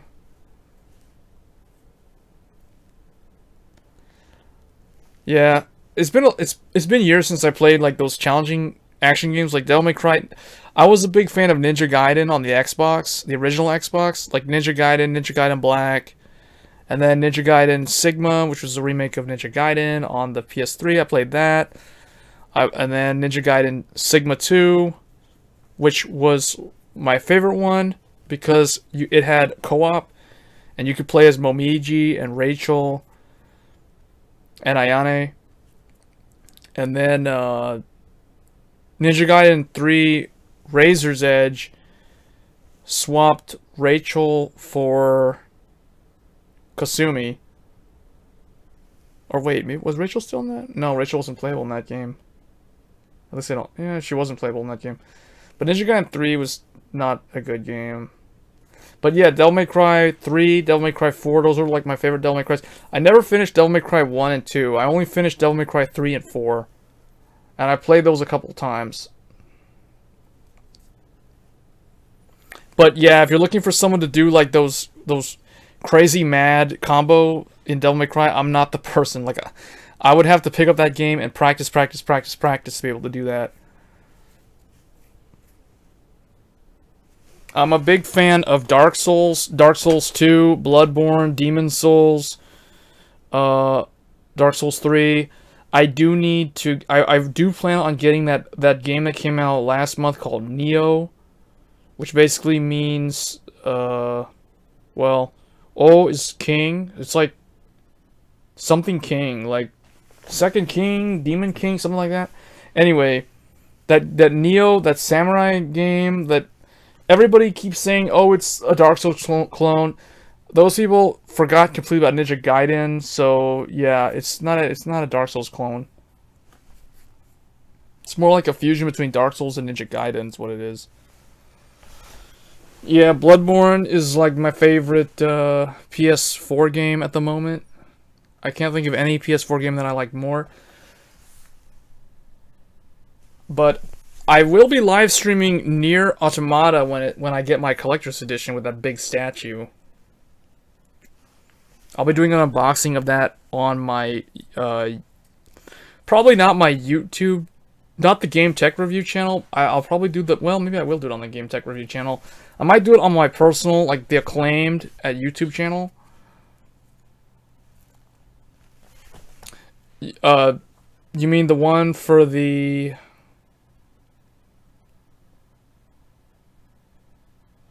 new Zelda game, right? If it's available for the Wii U, I'll pick it up. If it's only on the Nintendo Switch, I don't know if I'll get it immediately, because I know the Switch is coming out, or it's already out. I don't even know right now, because I've been so stuck with like the whole like Ryzen stuff. Like I've completely, I'm way out of the loop on Nintendo Switch. Is it out yet?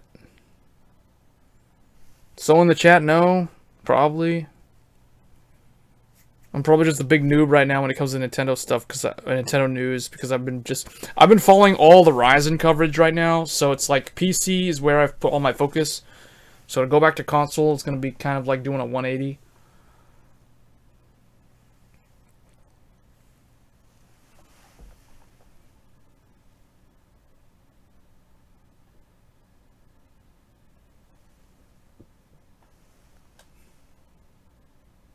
Oh, today? Today? Today was also the Tri 3 release.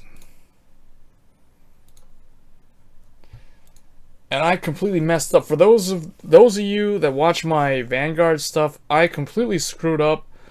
Again, we can all thank our good friend Ryzen for that, because like there's no Tri 3 coverage from me, at least not right now. It's gonna be super late when Tri 3 shows up on my channel.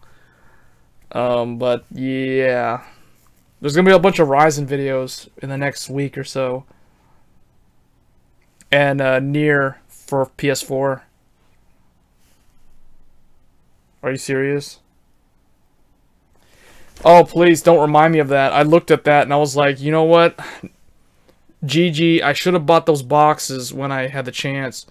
But I spent all my money on AMD Ryzen that I got no money left over for Vanguard right now. So, because I said it, right? That was like the only deck that I was going to build. Like, it was going to be, like,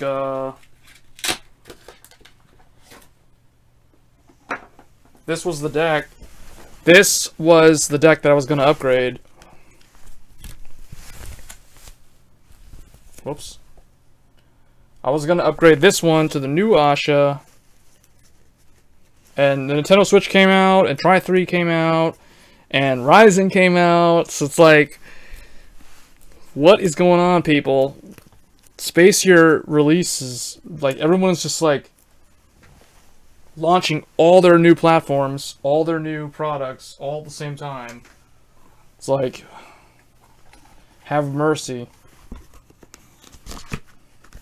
So now I'm stuck with a Neo Nectar deck.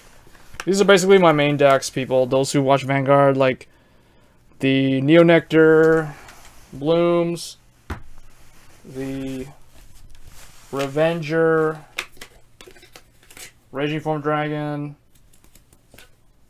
the one that I did like a few weeks ago, that's like one of my main decks. So that's my Shadow Paladin one.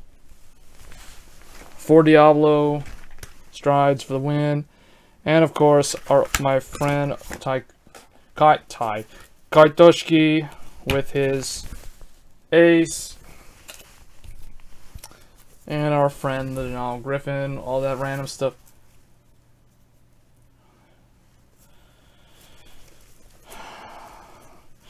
I think, though, to be honest, to argue in favor of Nintendo, I will say this. The Switch is a very good idea. I definitely think that console manufacturers should have came up with that idea a long time ago. Like, making a console modular, like what they do with the Switch. Because consoles can't really compete with PC in terms of horsepower, but where they can compete with PC is with the games. Like, I'll give you an example. I bought PS4 strictly for Bloodborne. Like, I bought PS4 a month before Bloodborne came out. Like, in February of 2015, I bought my PS4, not because I wanted a PS4, but because I wanted to play Bloodborne. So that's an example of the game being so compellingly good, or that's not even the right way of saying that sentence, but so good, the game is so good that it can compel the consumer to give their money to the console manufacturer. And that was back when the PS4 was still like $400 US. So that, my friends, is the cost of a Ryzen 1700X. Bloodborne will never be on the PC. Although I guess I should never say never, but Bloodborne will never be... Let's look at it this way. Bloodborne will never be on the PC in the next 4 years. 4 more years. No, we don't know when it'll ever come to the PC. Because Bloodborne belongs to Sony. Sony owns the rights to Bloodborne. It does not belong... They are the publisher. And that's the reason why Bloodborne has much better music than Dark Souls, for those wondering. That is also the reason why Demon's Souls, one of my favorite games on the PS3 era, will never be on the PC. Demon's Souls came out in 2009. Is it on the PC? No.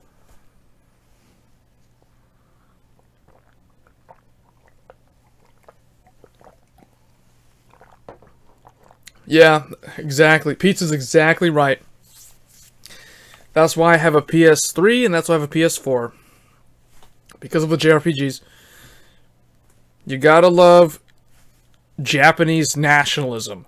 They will hamstring their PC games. They will hold their PC games back for their consoles. For the love of Sony and the love of Nintendo. All hail nationalism and their pride. Because that's exactly why. Not trying to sound like a racist or anything. Because obviously, like, I love the Japanese games. Like, Nier is going to be one of the most anticipated games of the year for me. Final Fantasy XIV, Stormblood, later on in the summer, you know. But I'm just saying, like, PS3 has games on it that PC still does not have, and for all we know, will never have, unless somebody can figure out how to emulate a PS3, but by the time you emulate a PS3, you'll probably be on like a 32-core Ryzen CPU.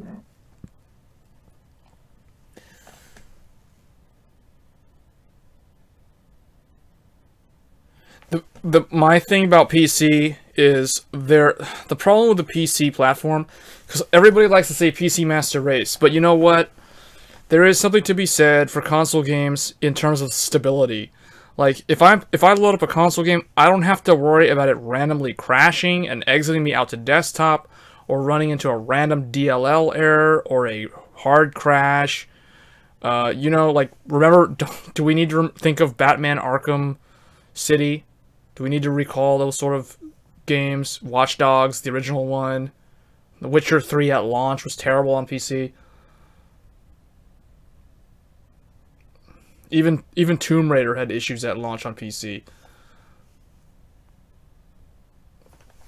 Yeah, so all those, like, I don't like when people say PC Master Race or console peasant, or I hate hearing that, because it's like, that's such a stupid thing to do, because, like, it's all about games, and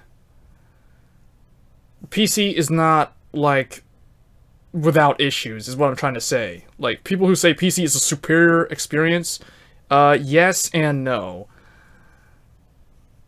You've got a lot more, you have to deal a lot more with hacking and, like, people, like, hacking on maps and all that kind of stuff. Back in the day, not so much now because of all the DRM clients with Steam and all that stuff. But not going into any of that. There's a lot of bugs at the time of release. There's stability issues. There's drivers issues. NVIDIA's constantly having to release, like, day one driver updates. AMD's having to respond with the Radeon updates. It's kind of stupid now in that sense. At least with the console, like, when I get my collector's edition Nier Automata with the big statue from Square Enix on Tuesday this coming week, I'm not gonna have to worry about the game crashing on me while I'm, like, live streaming it.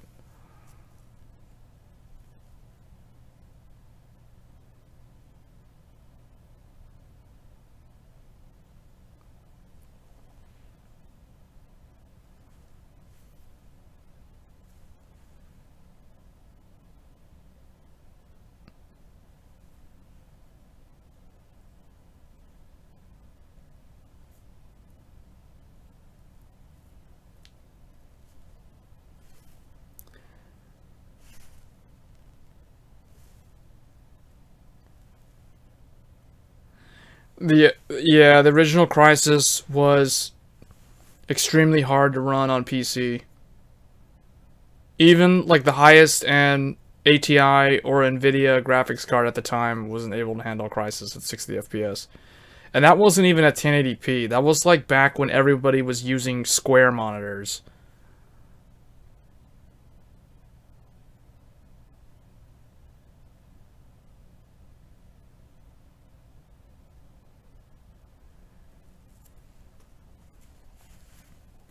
PC is not really greater than console. It really depends on what you're talking about. You have to frame the argument better than saying that. So I can say console is greater than PC, but it's like anyone can say PC is greater than console. Anyone can say console is greater than PC. But if they don't frame their argument, it's a pointless statement. It has no meaning.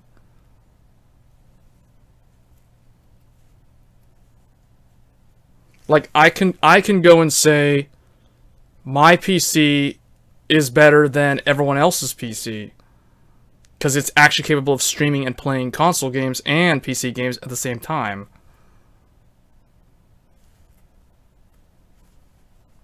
But what's free games?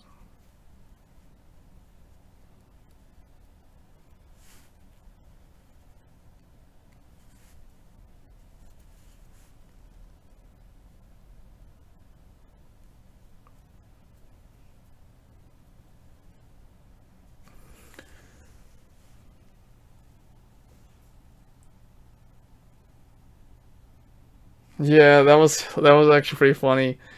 Crisis.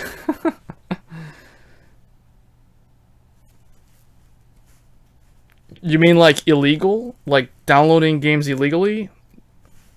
I don't see how that's better. That doesn't necessarily make it better.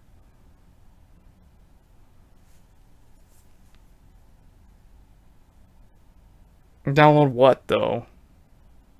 So you can play what? You can't download Bloodborne and play it for free.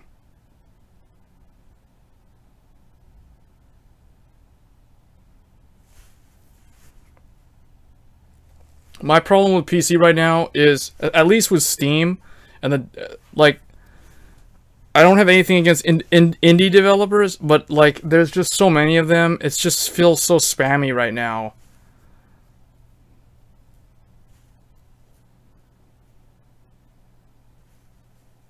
Eventually, some of those indie developers do rise up, and they release something that really stands out. Like, who is it? That game company, or whoever made like Journey, or That one game, Limbo, or maybe it was another one. Limbo and the one that came out recently, Inside, I think it was the name of it. That was a pretty good game. Those are pretty good indie titles. Yeah, it's better to have what I have. I think I have a better setup. So basically, my setup is greater than PC is greater than console, or my setup is greater than console, greater than PC.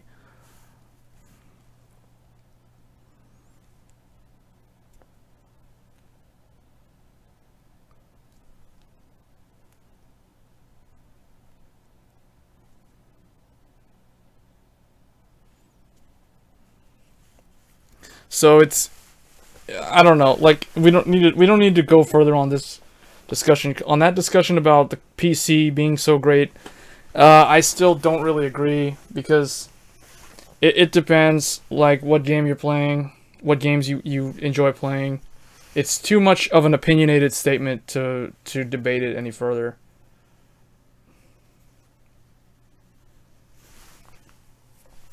Like, if I look at my Steam library, let me bring it up here.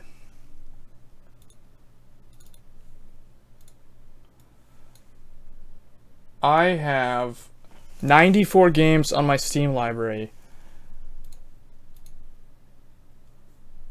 If I bring up my collection for my PS4,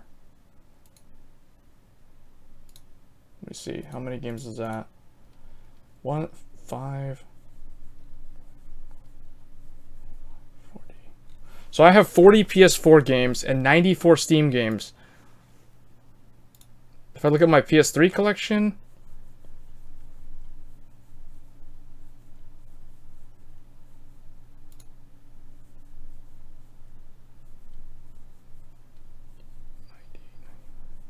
I have 100 PS3 games in my collection.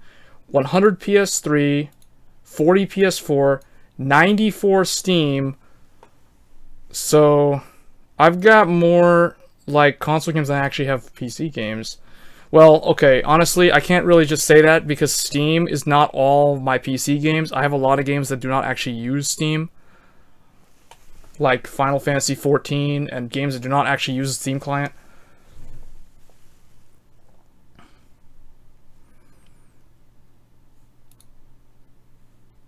In my eyes, it depends. In my eyes, a great game is greater than a non-great game. That's the way I look at it.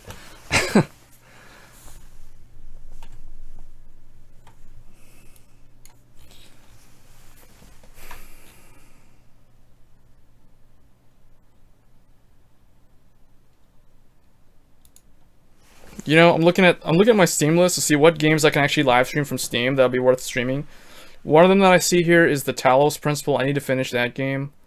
Tomb Raider, both the reboot from 2013 as well as the Rise of the Tomb Raider. And then for the Japanese stuff, I have Ys 2, Ys Origin, Ys 6, The Art of Nefshatim, Ys The Oath of Felghana, Valkyrie Chronicles, Yomawari. I tried that game. I'm probably not gonna play that unless it's like Halloween or it's just like a seasonal thing. That's too scary. Then Agris 0, Agris Generations of War, Agris Generations of War 2. What else do we have here?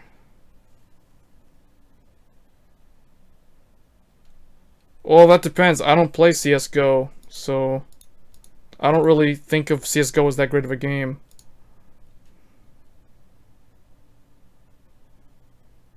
See, so again, it depends on the person. It's an opinion. Some people will disagree.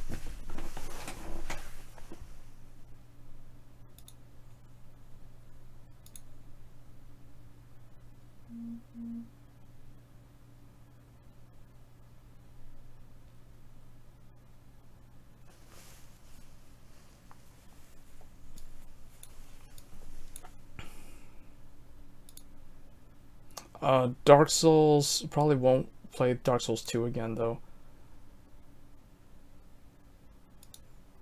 Let's see, what else do I have here? Oh, and a really good game title that's not a Japanese game, that's not a like big name game out there is Dreamfall Chapters.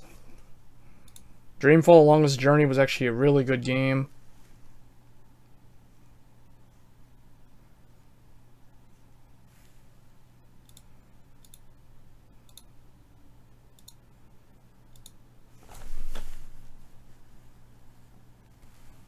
I already pre-ordered Nier. I'll be streaming Nier for PS4. That's the version that I'm going to be running. I'll tell you, the only time I ever get the game on Steam is if there's A, no collector's edition available, or B, the console doesn't have it with no collector's edition. I will get the game on PC if there's no collector's edition that's console exclusive. And eventually I will get the game on PC if it's like on a fire sale. Like for example, I'll give you an example. I have on here, I have Fairy Fencer F on PC, even though I originally got it for the PS3 when it was new. I have Final Fantasy 3, 4, 5, 6, 7, 8, 9, 10, and the 10-2 HD Remaster. Final Fantasy 13, Final Fantasy 13-2, God Eater 2, Rage Burst, God Eater Resurrection, Hyper Devotion Noir, Goddess Blackheart, Hyper Dimension 2 Rebirth 1, Rebirth 2, Rebirth 3, Action Unleashed. So basically I have all these games that on Steam that originally were available only on the console for like at least a year. And then they finally got a Steam release, so I re-got them on Steam because it's just more convenient to just launch them from the PC than to have to like go and get the Vita and hook it up and, you know, do all that other stuff with a capture card. So yeah, the PC does have more flexibility. So that's one argument in favor of the PC.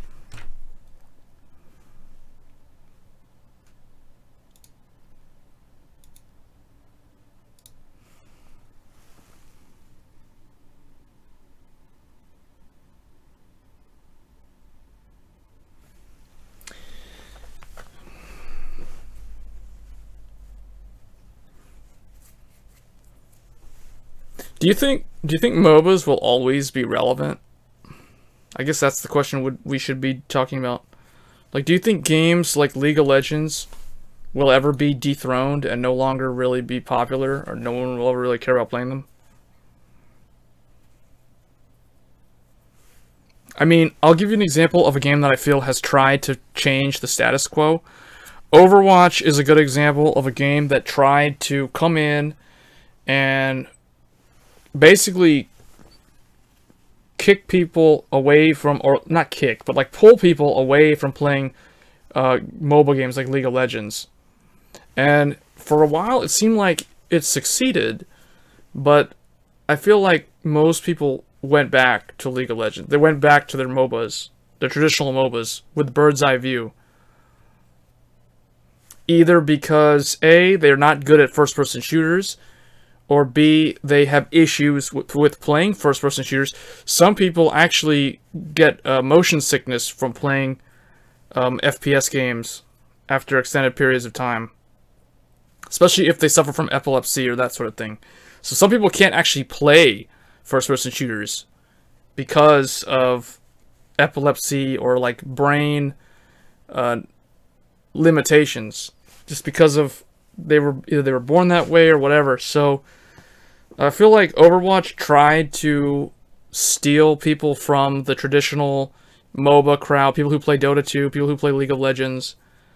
But it kind of succeeded, but I think ultimately it failed. I think like those games are still going to stick around.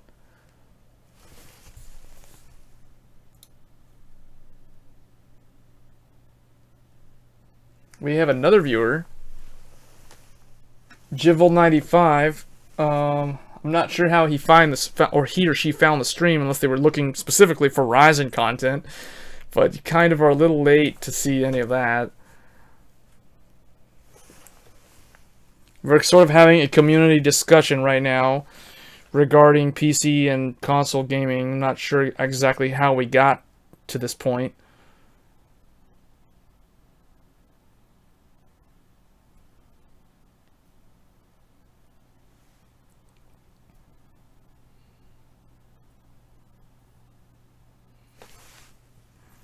Wow, this stream is actually going a lot longer than I thought. I did not know that we were talking this long about this stuff.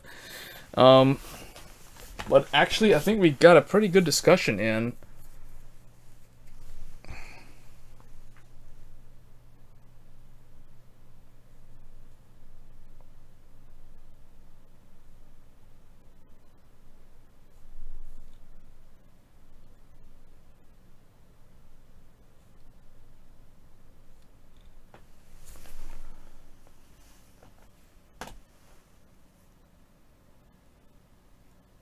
Really?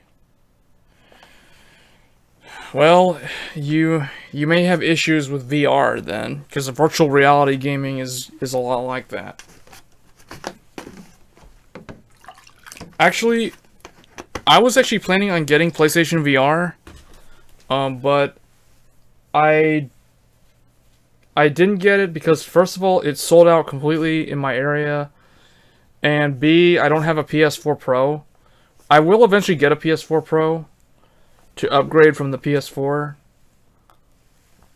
I'm just waiting for the price of 1TB SSDs to fall to like $200 or like $150.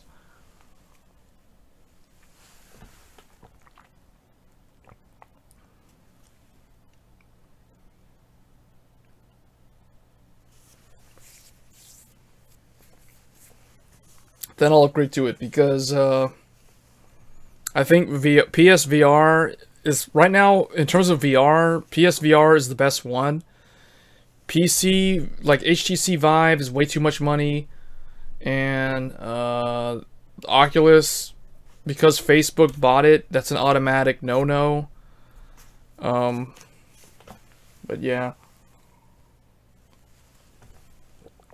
I'm waiting for like HTC to release an updated Vive, like the Vive 2 or something. Something that's not so top heavy, because when I tried the Vive, it was so heavy on my face. I was like, "What is this thing? This is not immersive at all." And then the Oculus was nice, but what do I want to do if I want to use my own headphones? Or what do I want to do if I want to play a game that you can't run on Oculus because Facebook tries to do their own little thing? So VR in the PC world right now is kind of flaky. But at least with a console one, they have stuff that's actually worth trying. But it's still a little bit too pricey in my opinion. And it's really not worth getting unless you have a PS4 Pro. Because otherwise, you're going to be playing like on the regular PS4, PlayStation VR is not all that great.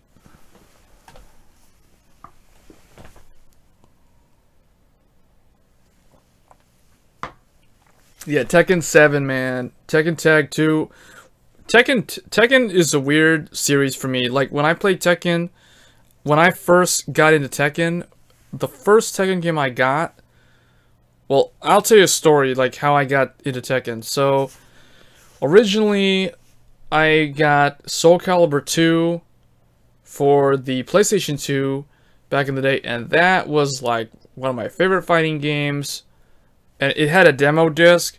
The demo disc had Tekken 4 on it. So I tried Tekken 4 demo, and I was like, whoa, this is pretty cool. So then I went and got... I remember going to, like, GameStop and getting Tekken Tag Tournament and Tekken 4. Because Tekken 4 was, like, really ghetto in price. It was, like, $5 game. Or, like, a $3.99 at Toys R Us or GameStop. And Tekken Tag Tournament was, like, $15. I was like, why is the older game so much more expensive? And people were trying to tell me, oh, it's because Tekken Tag Tournament's way better than Tekken 4. So Namco kind of shot themselves in the foot when they released Tekken 4. So then I tried Tekken 4 and was like, yeah, it's weird with the position change. Tekken Tournament was really fun. Tekken Tournament had the most insanely hilarious music. Hold on, now I gotta play some Tekken tournament music, because it's like it's the music, you know, it's music.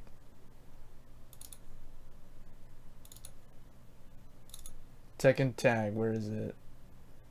I don't even know which one it is.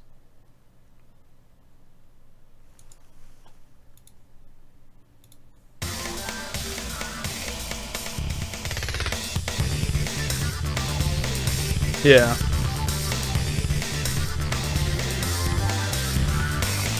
Wait, where's the one, like, my favorite one? This is my favorite one. Because this one, I'll never forget, because I would die on this boss fight on the highest difficulty level. Is this it? Yeah, this is it. Is it?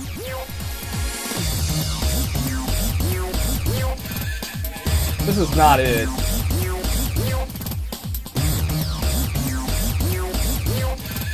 This is middle boss. Where's the, wait, no, this is last boss.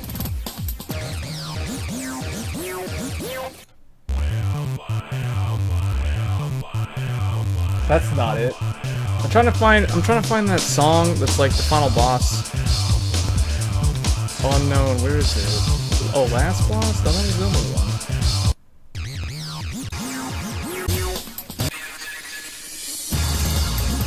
That's not the final boss song at all.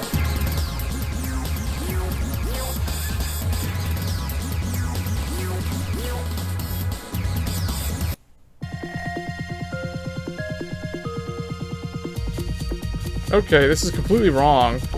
Let me find it here. Right, oh, here it is. I found it. Yeah.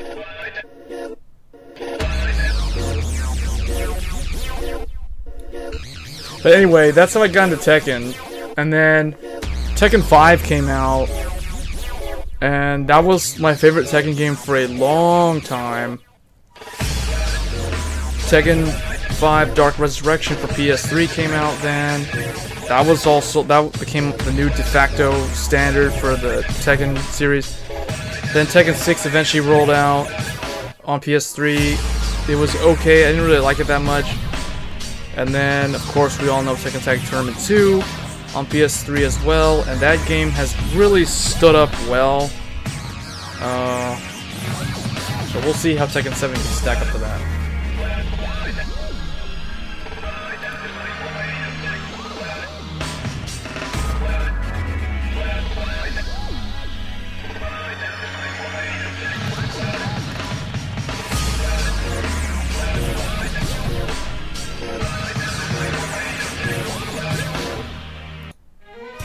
Tekken Tag Tournament 2 had really good, also in my opinion, has a very underrated soundtrack.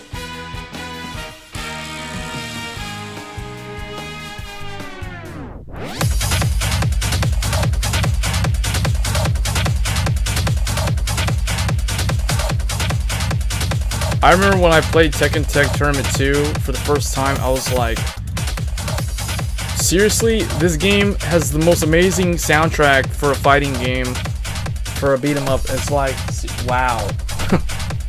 It was so underrated. All the other fighters at the time, like Dead or Alive 5, which came out, I think, around the same time that Tag 2 came out. And that was like, that was a big deal, because that was Team Ninja, Koei Tecmo's return to the fighting game arena. But yeah, Tekken Tag 2 was straight up better. Hands down, way better game. At least at the competitive level. And the Mortal Kombat isn't really fully 3D though. It's kind of like Street Fighter.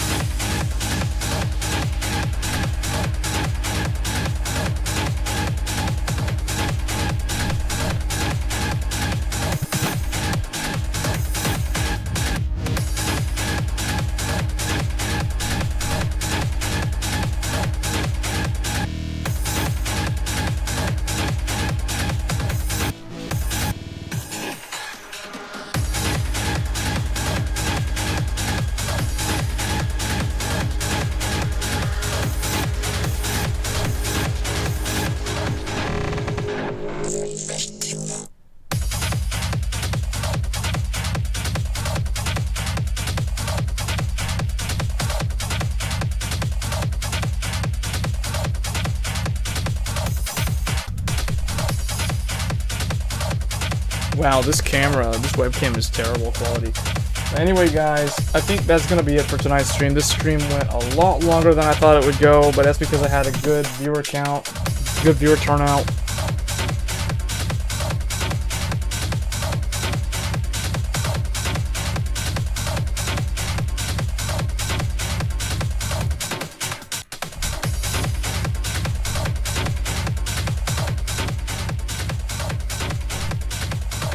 So like I said, I'm going to be doing benchmarks and a review, full review video on the 1800X. We'll try to cover other stuff like gaming and Vanguard and all that stuff in the future.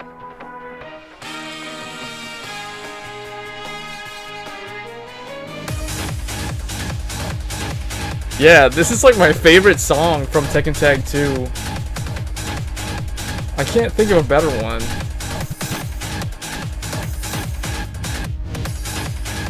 Like the first, when I think of Tekken Tag 2, I think of like martial law and either martial law fighting Fang or fighting Paul or one of the other, like one of the Mishimas on that boat and this music playing. Like that's the first thing that I think of when I think of Tekken Tag 2.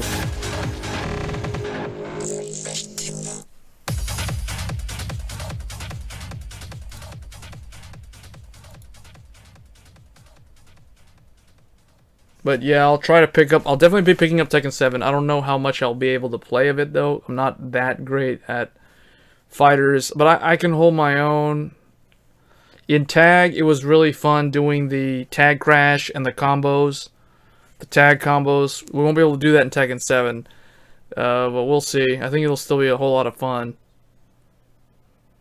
I'm trying to think what other games I'm looking forward to this year. Besides Nier, the new Final Fantasy 14, Tekken 7. Oh, if Dissidia for PlayStation 4 comes out, that's another really good one. I'm definitely going to grab. That's another day one purchase. But anyway, I'm going to go ahead and get on out here, guys. That was a fairly successful stream, actually. I'm quite surprised. But anyway, you guys can catch me tomorrow evening. We will be live again, but we will be doing probably gaming. I'll probably be streaming Tales of Berseria like I normally do. I need to finish that game. It's been a long time since I have actually finished a JRPG. The last one I finished was Final Fantasy 15. Let me grab the next game I plan on playing.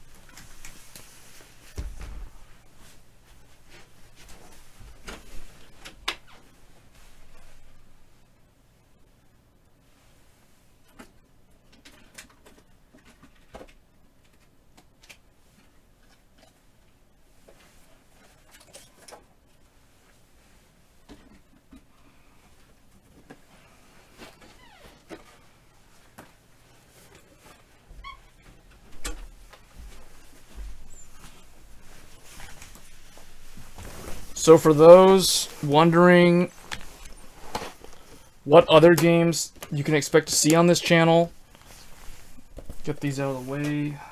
Pretty much done with those.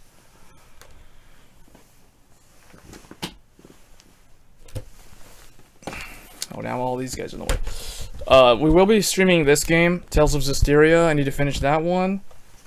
And another game that I completely forgot about from last year is World of Fantasy. I always call it World of Final Fantasy. I want to stream this game too. So I did finish the... these guys need to get out of the way. Or like get down or something. They're like all in the way. They're like totally all up in my grill right here. Get out of the way, all of you. World of Final Fantasy on PS4. I will be streaming this game at some point on the channel, probably after Nier. And I'll probably alternate. I'll change it up. I won't stream like the same game like every single stream. Like some nights we will be doing Zestiria, others will be doing either Nier or Neo or World of Final Fantasy. So I'll probably change it up. Like I'll do like an action. It'll be like action Thursdays and JRPG Saturdays and Mondays or something like that. We'll see. It depends on how things go, like what people are more interested in watching. But this channel is basically going to be JRPG and action games, like Ninja Gaiden type action games, Devil May Cry, that type of stuff.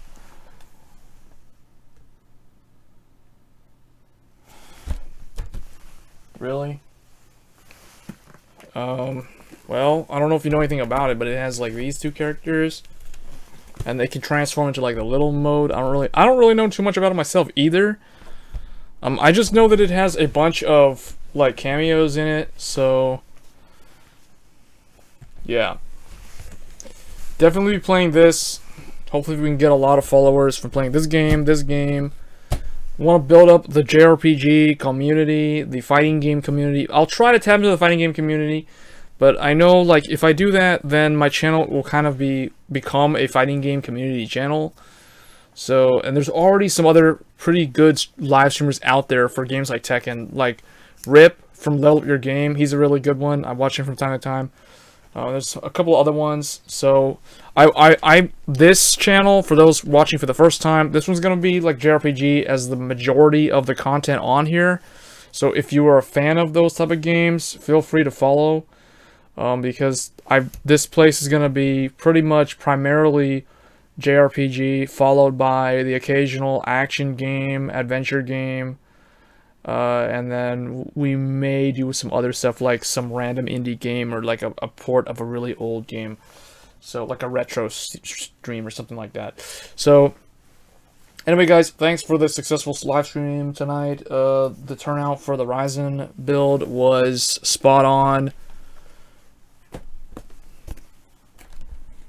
Yeah, it is kind of like Nintendo, or it's like the little people.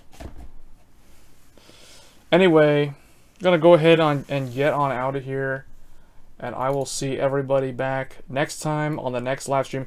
I'll try YouTube again, we'll see, but it doesn't seem like a lot of people watch, so I may give up on YouTube and just try to go all out on Twitch. It is easier on my internet. I'm looking forward to swapping to Ryzen, because with Ryzen I can dual stream to both YouTube and Twitch simultaneously, and I can also like set a lower bitrate at a higher visual quality, which I cannot do with my Intel i7. So, but none of the reviewers will tell you that. That's just something that you have to know. Like, you have to be inside. It's like kind of like inside knowledge, tricks of the trade sort of thing. So, and that's why these things are selling so fast. So enough talking about those things, and we'll see you next time. Thanks.